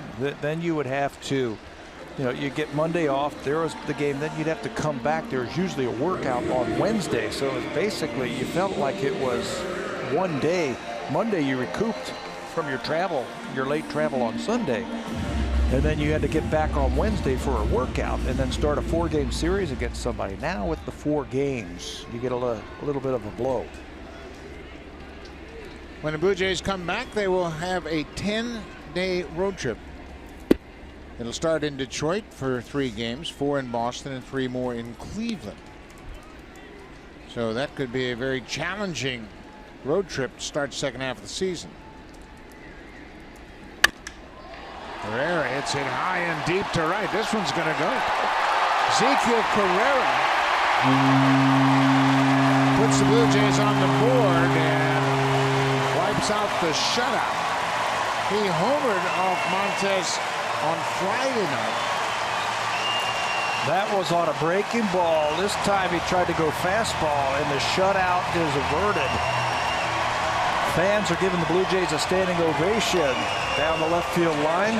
Carrera homers to make it 19-1. 7 home runs is a career high for Ezequiel Carrera. He had 6 last year. That home run, his 7th. He likes what he sees from this pitcher.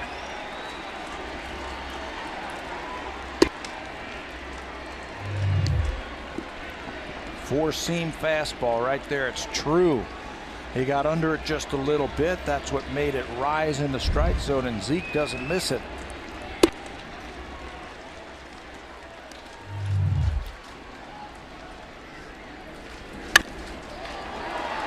The only bright spot for the Blue Jays all afternoon.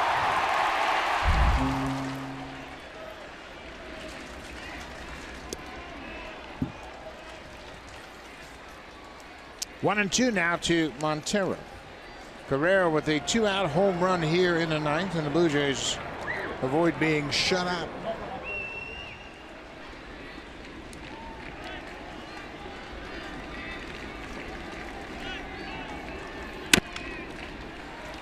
Back to the mound, and that will do it. 19-1. Houston scores 19 runs on 17 hits, and they split the 4-game series. Altuve with 5 straight 3-hit games. Carlos Correa, a 4-hit game with a pair of home runs and 5 RBIs. So the Blue Jays will go into the All-Star break having split the series with Houston. Houston is by far right now that we have seen in the first half the best team in the American League. They look like they are a playoff type of team. Blue Jays get 4 days off, recoup a little bit. You mentioned the big road trip to begin the second half. Blue Jays need a good road trip to get back into this. This will be a tough one to get over. 19-1, and it was not a good game in any aspect for the Blue Jays. We'll see you after the All-Star break. Thanks for watching, folks. Have a great couple of days. We'll be back with you on Friday. Here's Jamie Campbell and Greg Zahn in Blue Jays Central.